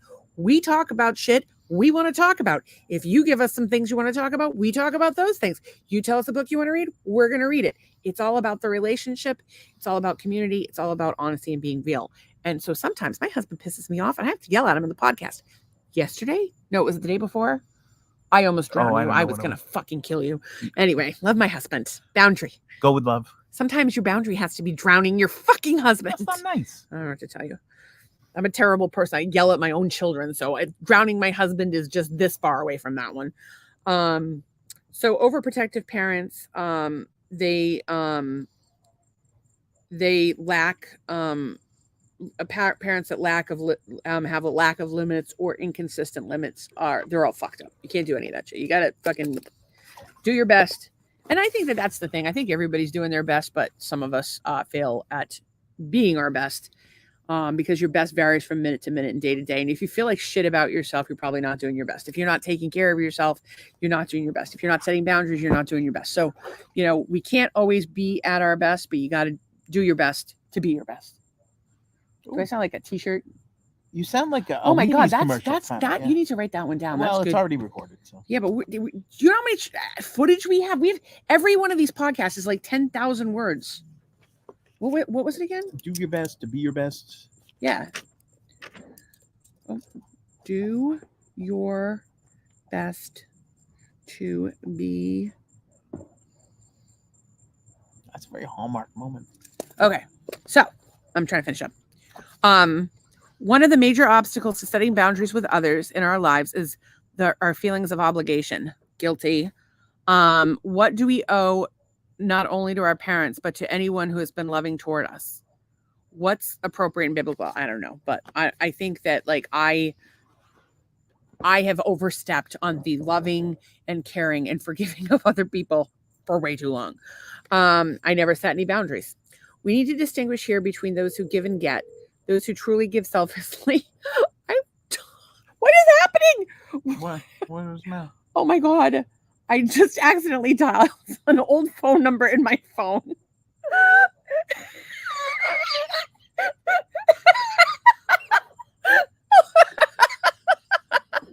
You're too high to be using electronics. I was just trying to use the flashlight part. Some guy I went on like 2 awful dates a million years ago. The reason why I invented the rule that you don't date someone from the same town, I just pocketed. What are the chances he's got your number still saved? I hope he doesn't, but I save everyone's number so I know if I don't want to answer it. I wish I had every number in the world in my phone. Why don't they offer that? Why don't you delete all of your fucking numbers and then just not answer your phone? Because I may need them one day. I may need to be in a pyramid scheme. You may need to. I'm gonna call everyone, tell them I have an OnlyFans channel. Dude, guys I dated would pay. Everybody loves me. Not really. Everybody hates me. People would watch it just to make fun of me. I would be like, yeah, I would be a laughing stock. I already am. So anyway, we have to distinguish between who give and get and those who truly give selfishly. It's generally easy to tell the difference. If a giver is hurt or angered by sincere thanks, the gift was probably a loan. If the gratitude is enough, you're probably received a legitimate gift with no feelings or guilt attached. That is the only thing I ever want. It's just a little appreciation. It's the only thing I've wanted my entire life. A little love, little appreciation. And so my one of my affirmations that I say every day is I'm surrounded by people who love, appreciate, and respect me, or love, respect, and appreciate me. That's like every day I say that. You should say that one too. That would help you. Yeah, that would help me. You are. Look at all these people. They love, appreciate, and respect you. Wow. They're always sticking up for you. Marital hate with you. You're not married to them. And then these people are optional. Gratitude and God doesn't want us, or whoever, deity of your choice, doesn't want us to confuse gratitude and boundaries. So you can be grateful and still have boundaries from people. And that's a hard one for me. And that's pretty much the whole chapter. So we're going to have more things. I had started, I pulled my bookmark out. So God knows where I was reading next. But I'm going to have to get caught up over the weekend because I'm only partially through chapter 5. So that was dorky. And now we're going to go to the comments. I don't think you have to go back that far.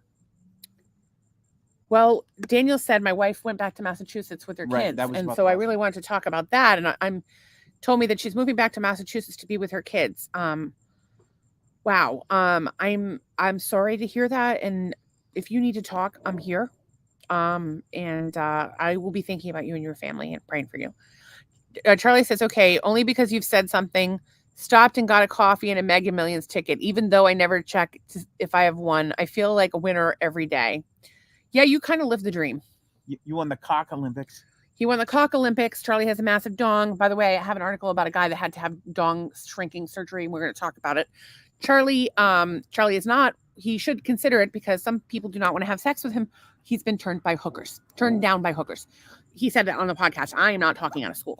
And my other friend told everyone he had a small penis. Could not believe that one. We had the extremes last night on the show. dude, if he comes down to visit, it's going to be everything for me to not ask him about that. Like live on the podcast. I'm a terrible person. Do not give me drugs. I have them tonight. Medical marijuana. Okay. Charlie happens to live on a 15-acre lot with its own pond in his camper with this dog. He doesn't have to work, and he has a massive dong. He also has a booming voice, and he has the bestest friend in the whole world. I'm pretty much his only family. Oh, you went to high school with one of his relatives. I did. Jimmy Redden. Jimmy Redden, Charlie's cousin, I think. Maybe You met him. I did. I haven't seen him since grade school. Well, I saw him Juice. at Charlie's mom's funeral and Charlie's dad's funeral. Charlie, I would like people in your life to stop dying. I think it was very rude of his cousin. What was his name? Juice. To not go to Girlie's funeral. I was at Girlie's funeral. Where the fuck were you? I'm family number 1, right up in this bitch. I will be there for everyone. I'm the only last one to die. Oh. That's probably why Charlie wants to be in a commune. Because he wants to watch me die. Throw you right in the ground. He wants to be the one to kill me. No, I think Charlie and I are going to be old ornery people still arguing with each other and refusing to speak to each other for weeks at a time. One of my favorite people on the planet, but we bicker like brother and sister. Daniel thinks I'm awesome too. I'm jealous of the great relationship you guys have together. I'm 61 and I've never enjoyed that. I'm not trying to tell you what to do, but you should probably rethink the whole marriage thing if you're not happy. And you should find a way to separate. And it seems like you have separated with love and find the great love of your life. I know some nice single ladies in your age bracket. One of them is, she has a partner. You could be backup. She has like 3 backup boyfriends right now in case things don't work out with her current boyfriend, but she is very, very happy. And he built her this cool plant conveyor belt thing. It's quite interesting. So you better have your A game. What are you going to build? Yeah, Tracy says, hey, peeps, I'm sorry I lost track of time. No worries. We were actually talking about you. We didn't think you were going to be here. I guarantee you're going to want to go back and watch around the 40-minute mark. 41 minute. She starts talking about you guys. Specifically how I think you should spend your OG lesbian weekend. Yeah. And I hope you are spending it that way.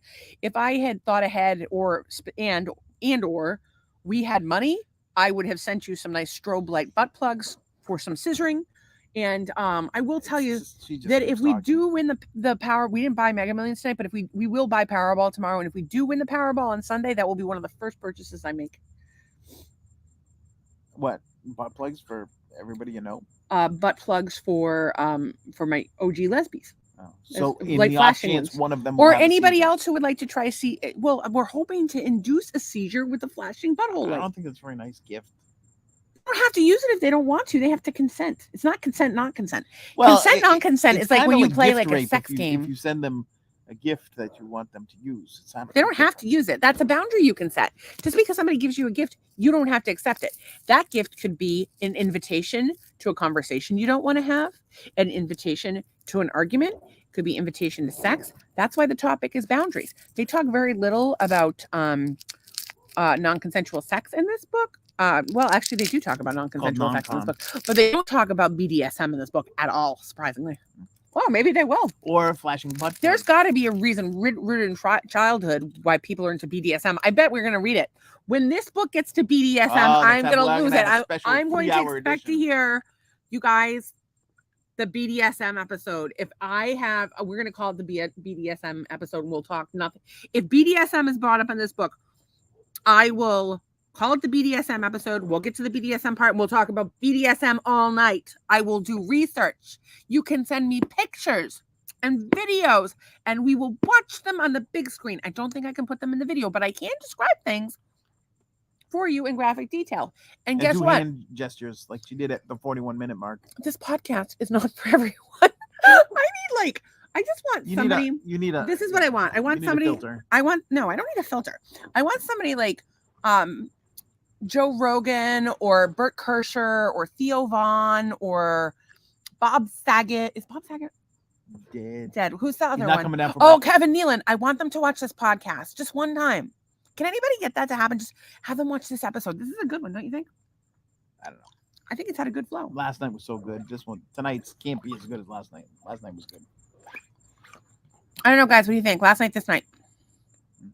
Although we got Daniel tonight, so that's good. Daniel's good, but I'm missing Dave, and I really kind of want to message him. I've been doing a lot of talking.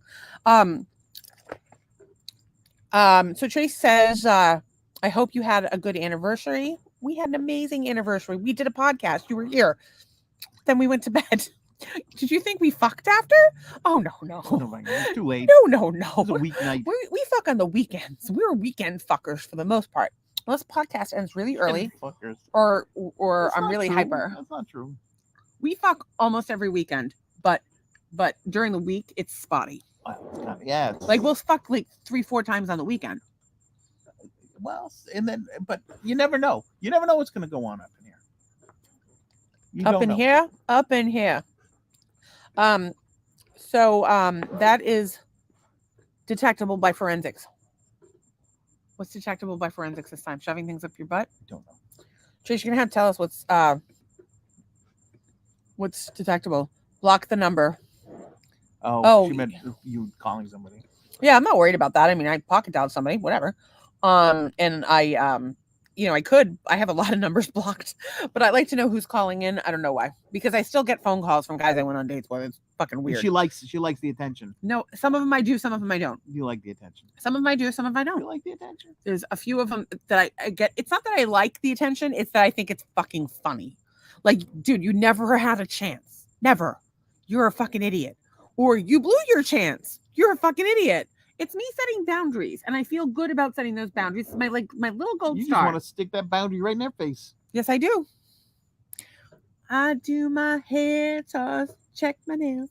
Baby, how you doing? You know the song? Yeah. If he don't want you anymore. I can do this because I have a fat ass like her. Oh, Charlie says, Stacy, I have been reading about problems between children and parents that have been getting progressively worse since the 1960s. Understandably that you are taking the blame, but it is not. Probably not my fault. Thank you. I appreciate that. It doesn't help on days like yesterday, which is my anniversary, or my birthday, or Mother's Day, or Christmas, or my children's birthdays, or our anniversary. But I do appreciate the thought. It's really hard. It's really been very traumatic for me. And, you know, I guess a parent in these situations isn't supposed to have feelings. And maybe I'm supposed to keep my mouth shut, but this is who I am. And y'all can judge for yourselves, I guess. Please don't tell me. Your opinion does not matter to me. Sorry, it's not that it doesn't matter to me. Your opinion does matter to me. But your opinion of me is none of my business. And Anne says, it's easier to not answer the phone if you don't recognize the number. You're going to the long way around. No, I have my phone set up that numbers that I don't have saved go directly to voicemail. And then if I have a number saved in my phone, I have the number saved. But if I'm in a pyramid scheme, I'm going to want those numbers. Or maybe I want to sell those numbers, which is highly illegal. But, you know, I would never do that. Not for like $1 million. I mean, for $1 million, I have like 4,000 contacts. Just kidding. Maybe not. Vicky Snow says, this is very fascinating and I love. I never had my needs met due to a narcissistic mother. And I relate to a lot of things you're saying. Unfortunately, I'm single and I'm lonely. Well, Vicky, I hope you're still here, because let me tell you something. Everybody in this group has become friends with one another and like really supports one another. I mean, perfect example. Todd calls all of us every morning, or messages all of us every morning. I was supposed to talk to him today. Like everybody's friends with one another. And there's some single fellas. There's actually 2 single fellas in the group. 3 and almost 4. There's quite a few single fellas in the group, Vicky. It's kind of a sausage fest up in here. Oh, and we have some OG lesbians, but they are happily married. In my experience, the lesbians are not so much down with the open marriage, but the gays, the gay men's are. the gay men's will, and that could be That's a an stereotype. aside right there. That could be a stereotype. It could not be a stereotype. You judge for yourself. Feel free to write in or call PETA or whoever it is who protects the gays. The ACLU. Well, the ACLU, and I'm a big fan of. I would consider myself a member of P Flag, Parents and Friends of Gay and Lesbian. P Flag, gay, no, and I'm too high for this question. But my point is, I love everybody, and we love you no matter what color you are, who you fuck, what deity you worship, or you know what color shoes you wear. Charlie says, it's not completely all my fault. One of our primary things we need as children is a mother and father figure. The father figure is fundamental for healthy growth of children. Well, yeah. Talk about a fucking idiot. It Sorry. actually said completely all your fault. It's the second part of what he was Oh, writing yeah. before. But thank you for saying that to me. Oh, I it's appreciate not- it. That's what I'm like trying to think. Like, you know, I want to make sure we get it right. Daniel says, I'm sorry to hear that, Vicky. Loneliness is a painful thing. I don't know Vicky terribly well. I'm looking forward to getting to know you, Vicky, but I know Daniel fairly well, and he's a good guy. You guys should friend each other and love and support one another. Trace says, bless you. Is that bless me for the You sneezed, and I went flying. Oh, I thought it was for the she was saying bless you, like bless you for making the butt plug epileptic fit scissoring idea. Because I am the inventor of that. If you use that in your porno, I want credit. And producers like money. I want to cut. Daniel, much like my husband, has claimed that I've developed a taste for black women. Do you mean like taste, or do you mean like a taste? Like a preference. Have you ever gone dining at the Y with a woman of color? I have. Well, you did with an Indian woman. What, am I not supposed to say that? I didn't say your name. I didn't give out her address, but that was your experience. And your first kiss was no, it wasn't your first kiss, but one of kindergarten, a black girl kissed he me. kissed a black girl, and They thought I was so cute. He has a thing for black girls now. I do. I think they're beautiful. I think they're beautiful too. If I'm going to be, actually, I would like add to my lesbian request list. Doug and I have an agreement. When I die, he has to have sex with me. When he dies, I have to be a lesbian. Fortunately, I know the OG lesbians, and they're going to find me a hot ass black, slightly butch, but like on the Ruby Rose side of butch, lesbian with power tools who drives a Jeep and has a lot of money. And maybe she doesn't talk so much. And she wears my size. That's not asking too much. Listen, look how lucky I got with you. Look how lucky I got with you. You're so much more than I wanted. You're so much more than I tried to manifest. So I'm going to manifest big for my lesbian wife. Big, busty. I forgot things Beautiful. the first time, like consistently employed. Or like, I don't know, what other things would I give you a hard time about? Because you've provided for 2 families for 10 years. It's pretty fucking unbelievable, Doug. Oh, and he's been a caregiver the entire time. I'm, as you can tell, a fucking nightmare to deal with. And this man, I'm a goddamn saint. How many gallons of puke have you cleaned up? Enough in my day. How many times have you had to cook a meal? Many. And how many times have you had to wash my tits because I couldn't do it myself? I'm not complaining about that. So he's really been a saint, and he's funny, and he's a great dad, and he was a great stepdad to my children.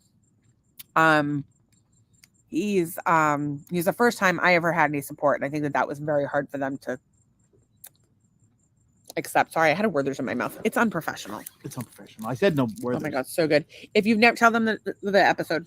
There's a episode of Always Sunny in Philadelphia where they put on a play, The Nightman, and while they're rehearsing, Danny DeVito is chewing gum and trying to sing his song, and it sounds like the words are getting all jumbled up. He's like, "Are you chewing gum?" And he's like, "Yeah," and he's like, "I said no gum." Somebody else said no gum, and then Artemis in the background goes, "It's unprofessional." So and it's the funniest and thing then the ever. other one says it's unprofessional. Somebody else said it. No gum. It's called the Nightman Cometh. Is that season? I want to say 3. Is it? I don't know what season it is, but it's Nightman Cometh. Unbelievably. Always Sunny in Philadelphia. Oh my god! It has like a whole like rape molesty undertone. It has karate. It's got and it has contact incest. lenses. It has a toll troll. What'd you say? It has songs. Hey. Wait, let's sing up. It goes like this, right? We're gonna sing for you. You gotta pay the toll troll if you wanna get in this boy's hole. You gotta pay the toll troll to get in. Toll troll. What'd you say? Toll troll. Hey. Toll troll. Jazzy. It's so bad. And then what was was the night in London. What was the other Oh, one? at the end where Oh no, what was the one about the girl? Oh, Baby boy, little boy, I need Need you. you. Baby boy, little boy, I want you, boy. If you only knew what I do to you. It's like a pedophile. It's It's and he's- terrible. And and pedophilia. they put the play on so that Charlie can at the end of it come down on And a ray of propose. sunshine. Oh, don't spoil it. Yeah. Don't spoil. But it's really, really good. You It's have so to. good. You have to watch it. That show $1.99. is hilarious. We actually bought it on Apple TV so we could watch it whenever we wanted. You might watch it. It was our big expenditure, $1.99. We'll watch so, that thing every time the kids come. Yeah, time, yeah. you have to watch that episode. It's so good. Okay, so First night with their wife in a long time, No. making the best of it, just taking a break. You got to stay hydrated, people. you guys. Oh, she's making the best of it, but Yeah, she's taking a she's break taking a from little this, making the best of it. Hang on a second. Somebody is sore. Oh, Somebody has had enough for now, and they are going to get out the frozen peas. What are they going to do with frozen peas? I don't know what Like a lesbians ping do. pong show? I don't know what They lesbians do like a with frozen lesbian ping peas. pong show? You put it on the sore spot.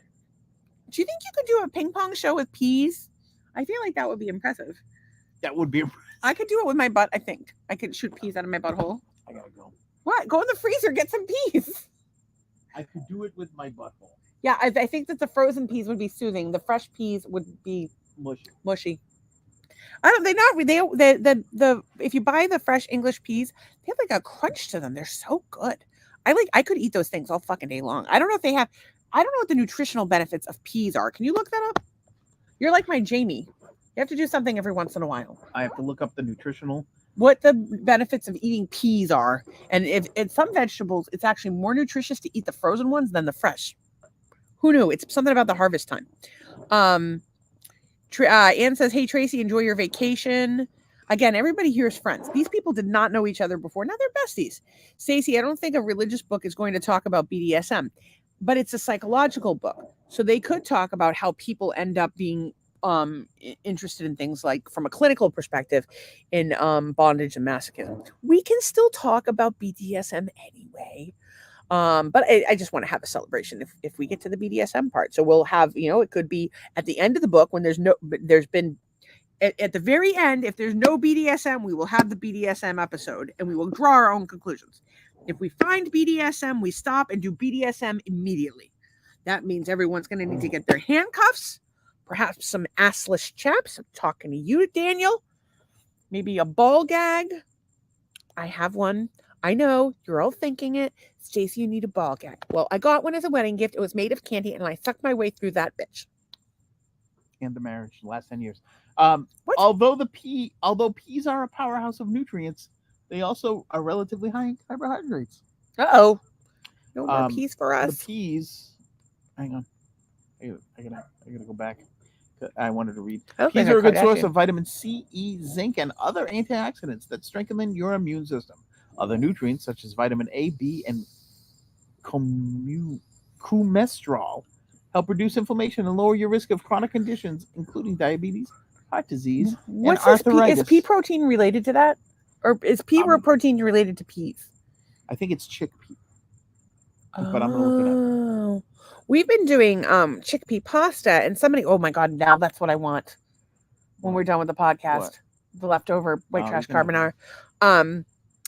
We've been eating bonza pasta, which is actually really good, believe it or not. Although I think it's the angel hair that I like the best for fettuccine, or no, is it the linguine? I forget. Linguine. We had something else on it. We do our mac and cheese on it. We had something else on bonza pasta recently that was really good. But apparently it's high in carbohydrates, even though it's made of chickpeas. And I don't believe it has any gluten, which is why I need it. We have a recipe for some sort of fettuccine Alfredo situation on Hearts of Palm pasta. Ooh, yeah. And I bought that bottle of wine. Was that for that recipe? I don't know why you bought that. I bought a bottle of wine for some recipe I sent Doug, which I'm sure. Pea protein is derived from yellow split peas that are dried, then ground up into a fine flour. Oh, what do they have the nutritional benefits of? Doesn't stop there. The pea flour is then mixed with water, and most of the starch and fiber content is removed before the paste is dried again and ground into a fine powder. So it's like a process. It's like a vegan.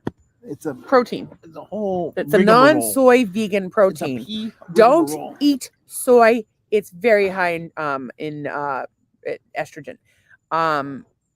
Drowning. Tracy is drowning. Please do not drown. Or are you listening to drowning while you're doing the sex stuff? Oh. Or are you drowning in pussy? I did say to stay hydrated, and maybe she's drowning in water. Oh, I don't know. Well, I hope that they're having a nice moist time. I hope Because as in my experience, the moister the vagina, the better. Unless it's too moist, you can't get any friction on. Because if you're long and you're strong and you're down to get the friction on, it'll be a good time. I wish Tom was here because I wanted to recommend a song to Tom. Why is that? I don't know if Tom, you're still here or not, but you haven't commented in a little bit. Tom, I wanted him to listen to She Nasty by Big Hooch. She's nasty. Because I heard that song today and you were the first person I thought of. Oh, because you bust a nut in a cup. Bust a nut in a cup and she'll drink that shit For those of up. you not attending last that night's bitch podcast, nasty. I Tom said, has a pet peeve.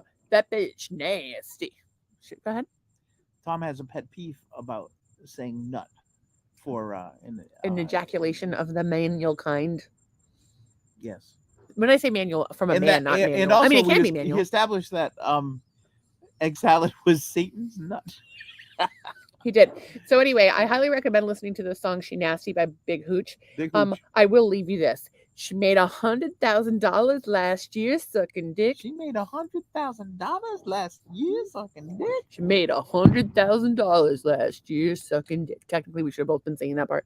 Anyway, I really like to study the classical musics. Vicky, go for Daniel. He's a great catch. I might be too savage and barbaric for you. Charlie is too savage and barbaric for most people.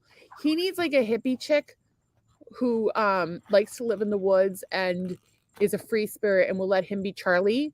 And also she needs to pull him out of his shell because my friend has built some ironclad walls around himself. But she also needs to be not terrified of the anaconda because he's packing one. I always double click on these and I just realized I can just click on the next one and it will move down. That makes it much easier. Daniel said, I got over my anxiety about dating with a black woman. It was wonderful. Same as my woman. Hygiene is the key. Yes, all women should be hygienic. Although there is that joke about the good morning, ladies. When the blind guy walks by the fish market. That was actually our friend Todd. Just kidding. I think hygiene is important for the man as well. Hygiene is important for everyone. A Ruby Rose Black lookalike. Yep, she would be down. Would be down for that. Sorry, you are an OG lesbian. Stay in your lane. I am soon to be a widow who needs a black lesbian white to make my husband's dying wish come true. But you can line up somebody if something happens to Becky, but you're gonna need time to mourn. I'm already over this guy. I'm just kidding. I would be a puddle on the ground. How long after you die before I'm dead? No, you're gonna spend a month badmouthing me and how I left you in the lurch, and then you die. Wrong wife. I would never fucking do that, and you know it. Apologize right now. You got mad at me for having high blood pressure. Yes. Yeah. Apologize to me now. I'm sorry for confusing someone else.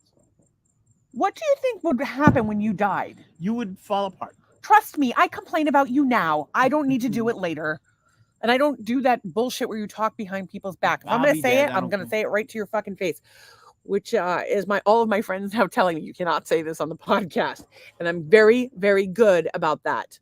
I have gotten yelled at for something I've said after the fact, but not before the fact. And I usually will say not somebody's name unless I know that they tell that story openly. Charlie, you're awesome. Maybe you're barbaric and savage, but to me, you're probably one of the sweetest people I've never met. That's so sweet. And yes, these things are all true about Charlie. And Tracy says, hi, Ann, thank you. And Bonza pasta is good. And there will be 0 BDSM. I will make a bet on that one. Okay, so. You don't think Jesus being nailed to the cross wasn't some sort of sick BDSM thing by the Romans? Wow. I don't even know what to say about that. I am having it out there. I am having so much fun shaking my ass right now. Oh, nice. I wonder if I can get points in my Google Watch for that. Or it probably just raises I am itchy as F, and I'm dying to get out of this pool. Where are you itchy? On your legs? On my legs and on my arms. I have some sort of weird rash thing. I don't know if it's from the pool. I think or we need from- to give you a bath with baking soda and lavender. Oh, all right, take me in there, mommy. Baby. Bad enough I called Charlie daddy yesterday.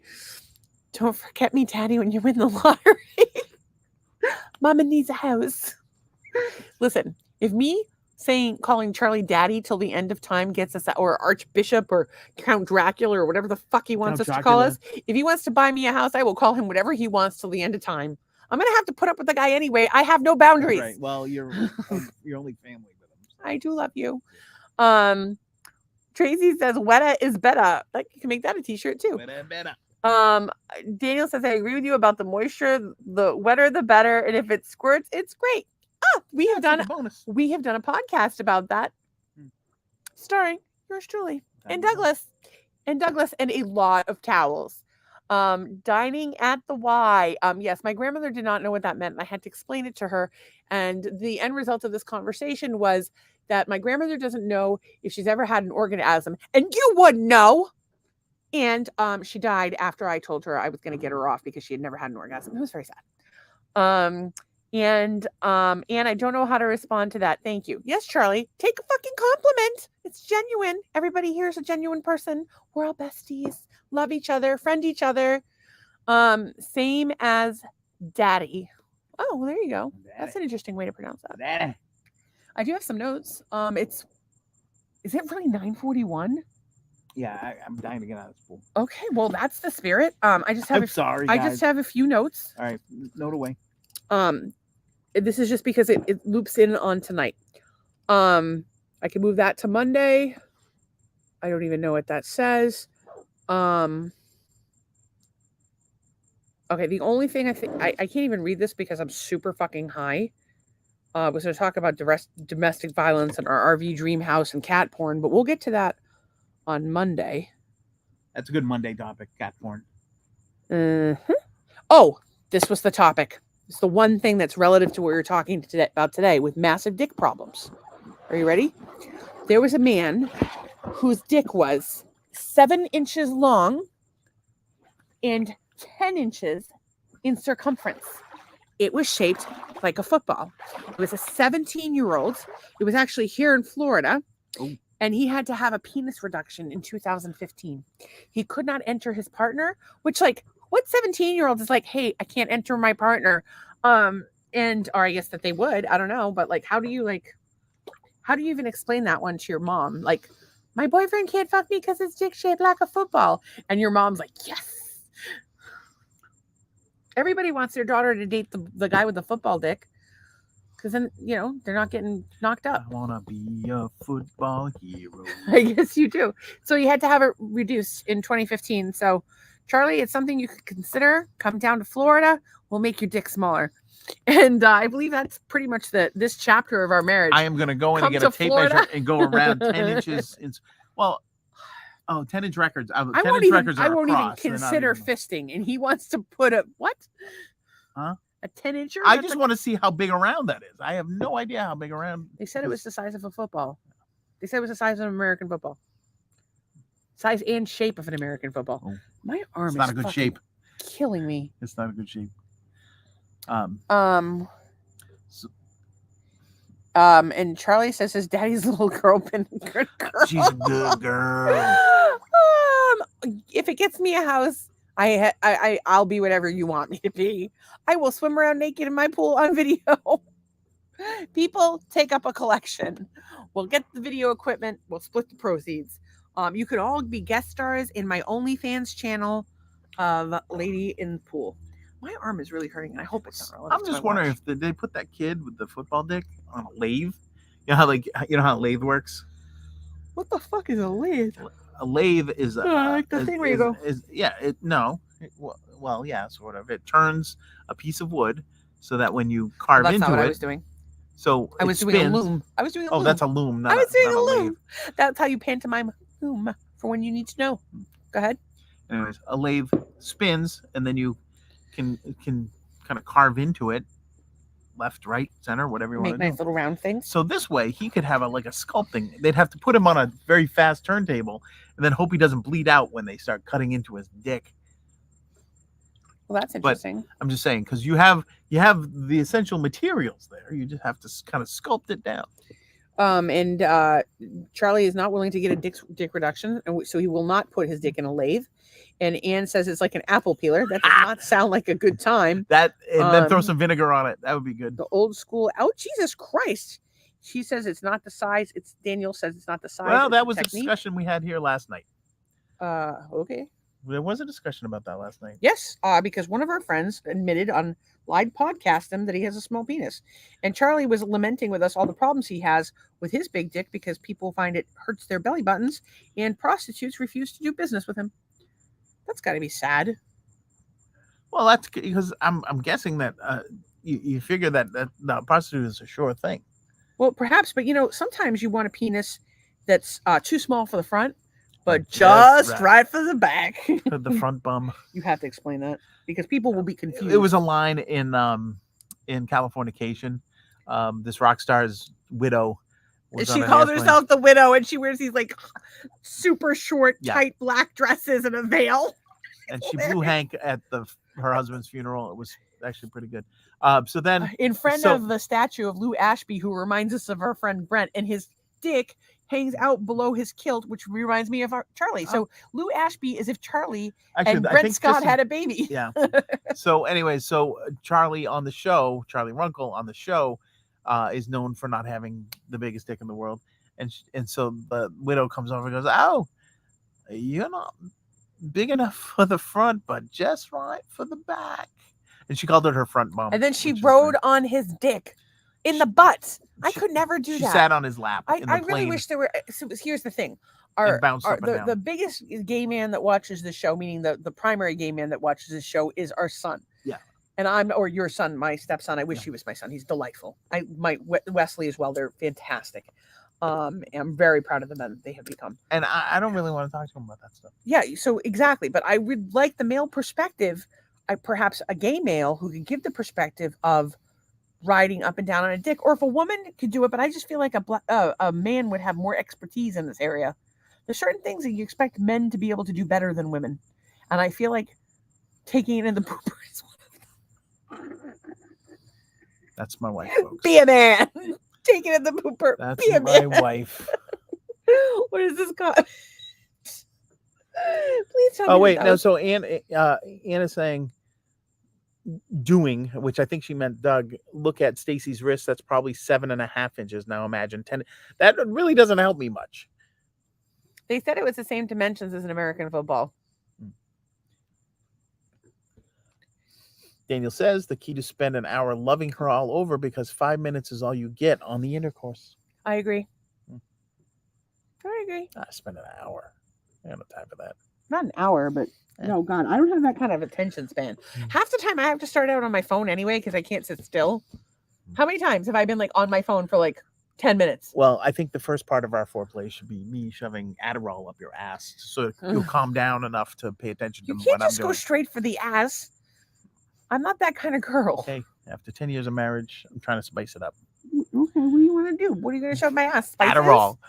Spices. You're going to spice up our marriage. Get one of those spices. Get one of those jalapeno plants over that are produced and fucking shove that up my ass. No flange. Oh, you raise a valid point, but it's organic, wouldn't it? Like But you would enjoy the capsaicin. Hang on, I have some points. That would help with inflammation because the capsaicin, right? I don't know. And it would probably clear my sinuses from the bottom in, and it's organic, so it would biodegrade on its own. It would be fine. What's it gonna smell like? Too many peppers? A Mexican restaurant, perhaps? I don't want my ladies' downstairs area to smell like a Mexican restaurant. It just goes to show. I'm sure there are ladies down there areas that smell like a Mexican restaurant. Because if you eat enough of something, you taste like that. That if you were a woman, your pussy would taste like a Mexican restaurant because you love Chipotle. I do love Chipotle. Doug's pussy would taste. This is the problem. Why Doug cannot get gender reassignment is his pussy would taste like a Mexican restaurant. I wasn't planning on any of that. And well, am I the worst wife ever? No, because you're not cheating on me, and you're not beating me. You're not holding me hostage. You're not, all these different things that happen in a marriage. in a marriage. Oh, That's and you don't hang not around normal. and be miserable and take it out on me because you're miserable. Well, you know, Like I know a lot of people in marriages like that.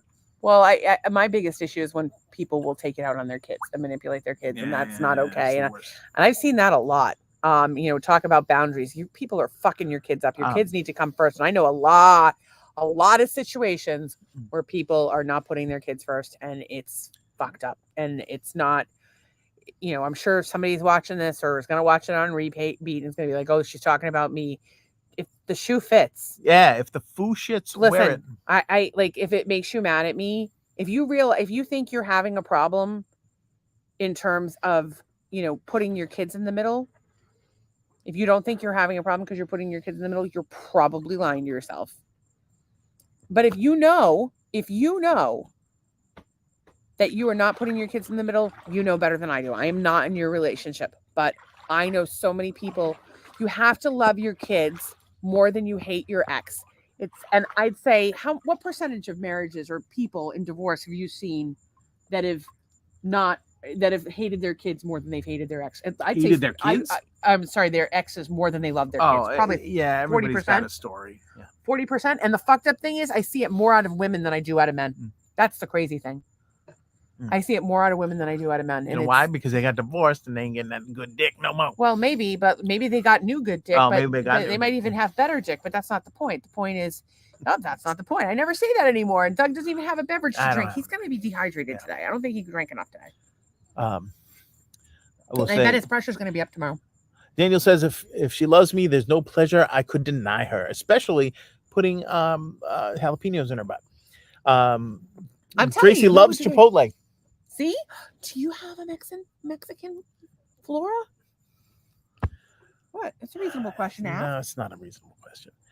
Archduke says, I agree with Doug. I need about an hour of good deep fucking, but the women of my past are lacking. They say they want, period, until it's being pushed inside of them, stretching them out to a new level. Holy moly. That was a lot of information. Yeah, that's a little much. I feel like we are related. I have something to say. However, I believe I have forgotten what it was I was going to say. Oh, because you're high. I am high. I'm slightly itchy. This has been a lovely evening, don't you think? Terrific. Are you being sarcastic? No, it's been good. I enjoyed having Daniel come. That was good. Yeah, it was nice.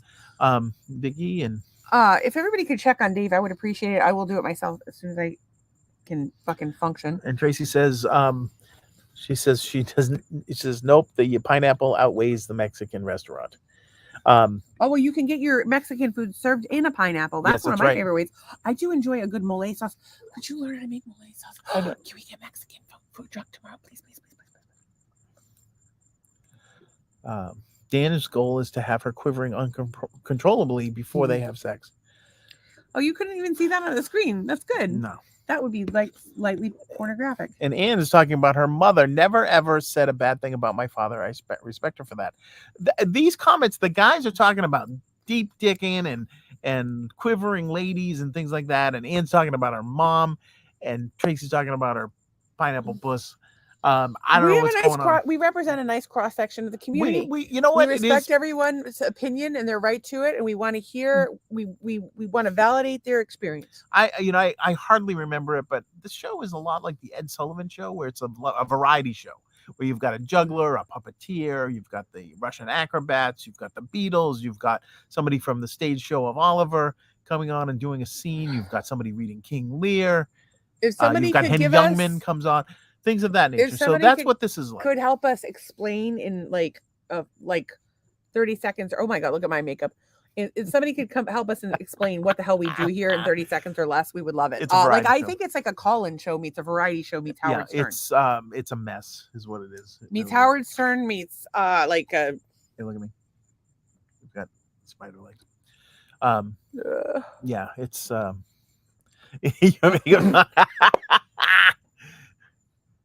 it's like a raccoon came in the pool. Hut, I have a football dick. Oh my God, what is wrong with me? I'm sorry. Everybody that I'm telling you, just that clip right there would go viral. Stay tuned for more makeup tips. Pretend like you're crying. We'll put it in. We'll fix it in post. I'm crying. I'm My mommy didn't love me. That was the theme of tonight's podcast. No wire hangers. All right, what are you grateful for? Me? Well, you have to. It's an X-rated Ed Sullivan show. Eh. Your makeup is a hot mess. Yeah, I've already put that up. Oh, you did? Yeah, But did you you were say it out crying. loud? I did. Oh, I thought I did. I don't think you did. Your makeup is a hot mess. This is a variety show. Your makeup is a hot mess. Laughing my ass. LMAFO. And X-rated X-rated Ed Sullivan show. Okay, Well, it's so only X-rated when you come in here with your deep dicking stories. I don't have deep dickings. And Oh, Charlie. Daniel says you look like Alex Cooper with great boobs. Oh, Welcome thank to you. her nightmare. Thank Look at you. Look like you've been sweeping a chimney. you. Remember the time Oh, chimney our man. friend Zach came in one time and his whole face was covered like this? Yeah. He's amazing. He's amazing. Okay. So, my friend Zach got a new Jeep and I'm grateful for that. Oh, we want to hear what you guys are grateful for because being grateful is like the most important thing you can do to be happy in life. And that's what we try to do is focus on the positive. And whatever you're grateful for, it doesn't have to be X-rated, but it could be. It could be. That's okay. But the thing is that we realize that, we've been through so much and we're still going through so much. And that the only way we're able to do it is through laughter and gratitude and community. So look what we have right here. Laughter, gratitude, and community. That is a tagline. Laughter. What was the other one? Gratitude and community. Gratitude and community. And variety. With an X-rated twist. That's the best tagline ever. Do you guys think that that's a good description for the podcast? I also think we need to have a black disclaimer page that says "Welcome to Marital Hate." Oh, and yeah. Something like right. You'll laugh, you'll cringe, you'll cry, and it's Molly Callahan, who's I believe new to the Hey festival. Molly, I'm it's grateful your to look birthday. at a Jeep tomorrow night after work. Go girl. That's Jeeping it. So Molly, I don't know if you happen to be single and looking, but this is slowly turning into a dating show. It's like a sausage fest. up in Tracy here. is not available to the community because she's an OG lesbian off on a second honeymoon with her wife of a bajillion years. She's grateful for this Becky, weekend. Who is a new nurse, and we are so proud of her. And Elton will be here with my wife. I don't know who Elton is. Is Elton John going to be there? Because that would be a fantastic present. Who's Elton? I don't know. If it's Elton John, I will. I don't know where I would Elton love came to see from. him. Oh, okay. I right, love never mind. so many Rocket Man, but when you sing, what song is that? That makes me cry. Your song. He sings your song. I do a version of that. If I you'd would like to hear it, after you email guys- me and I will send it to you. It's so good. Can you send it to me? I can send it to you. Sure. Maybe I'll You remix guys- it with my. You my guys monitors. have no idea how good it was. By the way, he's going to remix that song. I guarantee you. It's going to be the first song he remixes because he's nuts like that. So- He needs to finish his album. Charlie is grateful for peace and serenity of his own world. Yeah, I'm grateful. Sounds for like that he put too. up some boundaries. And Molly Molly says said yes. I yeah. think she's saying yes about being single. I don't know about maybe it's about the sausage fest. It might be about the Jeep. It could be be about anything. many things. Well, could it be about my hot mess makeup? Follow me for more makeup tips.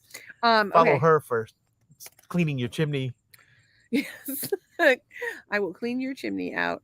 I'll clean. That sounds like your a dirty chimney thing. Oh, out. she Ooh. cleaned my chimney. I'll clean your chimney. All right, out. settle down, Charo. I'm having an epileptic fit over here. I can't flirt. No, she cannot flirt. But I can. If you want to argue, I'm your girl. Okay, I'm grateful that the FedEx guy and other people that fucking roast their balls off in this weather, I'm grateful for them. I'm grateful that I finally got a nap today because I did not sleep so good last night because somebody was snoring. Sorry. And I was just off all day. I accomplished absolutely nothing, but at least I felt human again after my nap. But then I had really, really bad burning neuropathy. How you can feel nothing and be constantly burning at the same time will forever elude me.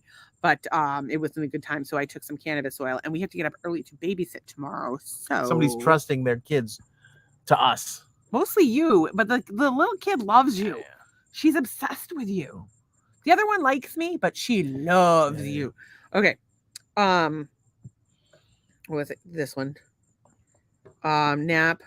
Working together to clean up. That was fun. We had to clean up because we had our inspection. Home inspection. Which is so funny because the toilet seat, I was like, did you leave the toilet seat down? The toilet seat was broken. So, and it's Still, taped back we together. taped it back together.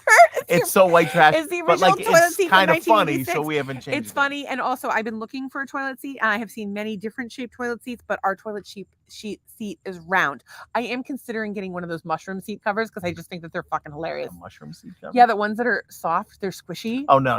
Like the really Yeah, that's squishy the old worst. ones. That's Oh the my worst. god, they were so good. That was the worst. Not the like there's the Yeah, lean no. squishy ones that were like almost like a gel seat. No, I want These the are like old the big- school.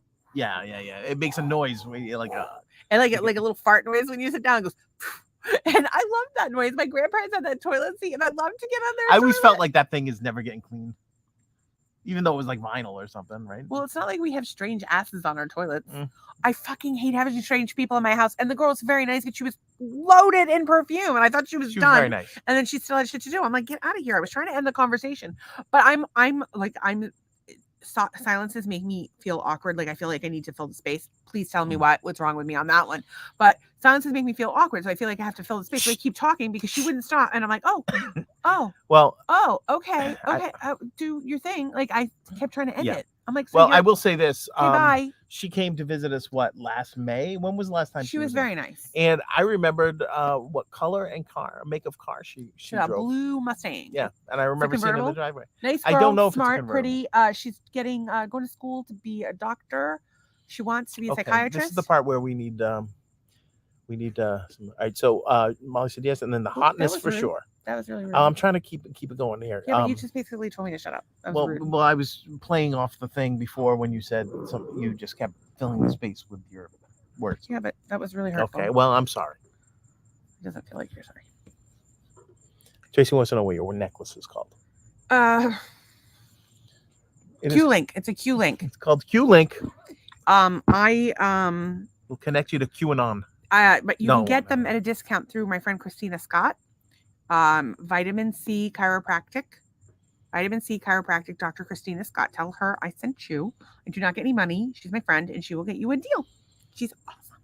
She can also get you supplements, order you labs, and she's a mobile chiropractor, which for Anne means she could go to adjust your niece and the new baby, which would be an amazing gift, but kind of expensive, like probably about $100 if I had to guess, maybe more. I think it would be like 150 for both. I don't know. Intro appointments I think it's like $50 a session plus a travel fee, but she's in Ormond Beach, so she probably wouldn't charge her a travel fee. But that would be a nice gift to get her and the baby adjusted and get them on a natural health track. She can order medical labs, and she has standard process supplements, and she gets things like biomats for really cheap. Well, not really cheap, but she gets a discount. And she gets all of her patients a discount on their supplements. Go ahead. Do you have more? Gratitude. I am grateful for Marco Polos from Darcy and her kids. So my friend Darcy, I hate them, but it feels like she's with me, but I don't have the attention span for them. But she sends me these Marco Polo videos, and she tells me about her and her kids and sends me videos of the kids, and we talk about everything. And it's awesome. And I feel like I still get to see her. I'm thankful for weirdos. If you happen to be one, I'm thankful. Embrace your weirdness. I'm not saying that everyone here is weird, just the cool kids. I am thankful for Doug. Thank you. Even though sometimes he doesn't take my feelings into consideration and makes apologies that seem insincere, I am still thankful for him in spite of that. But I did set a boundary, and I don't know what I'm going to do next. I'm working on it. I will write down. I'm thankful for deviled eggs. Motherfucker. And I'm thankful for my Jeep, and I'm mostly thankful for y'all. Douglas, what do you think? I am thankful for my little studio monitors that showed up today, so I can. That's an owl. Start mixing my stuff. Hopefully, thankful for the owl. I am also thankful for the FedEx man that was very nice. That we gave him a popsicle. That brought and we gave him a popsicle. He was very nice. Floridians and delivery people, landscapers, they're cool all guys. super. They love ice cream and popsicles. This is hot. It's like very hot. Anyways, no. So that guy would have known. A bright spot in the day. I felt I was somewhat productive on my couple projects I have going, And what else was I gonna say? You love me. I'm always thankful for you. I'm always grateful Okay. for you, and I'm grateful for the baby magic balm that I've been putting on my itchy spots of my skin. That's from and I'm Dr. Bronner's. I'm not sure if it's bug bites or some other kind of abrasion of some sort, but it's not fun. And sorry. the baby baby magic balm is actually making me feel babied. Okie dokie. Anyway, and I'm also thankful for the Washington Post daily crossword. It's my little Zen moment of the day. Usually That's takes a nice me. thing to be grateful for. I actually completed a whole crossword puzzle in 8 minutes the other day, and that I felt like a sense of accomplishment. Normally, it's 13 to 15 minutes, 12 minutes, right in there. But I kind of aced that one. It was very good. So if you guys like the crosswords, Do you feel good about yourself when you do that?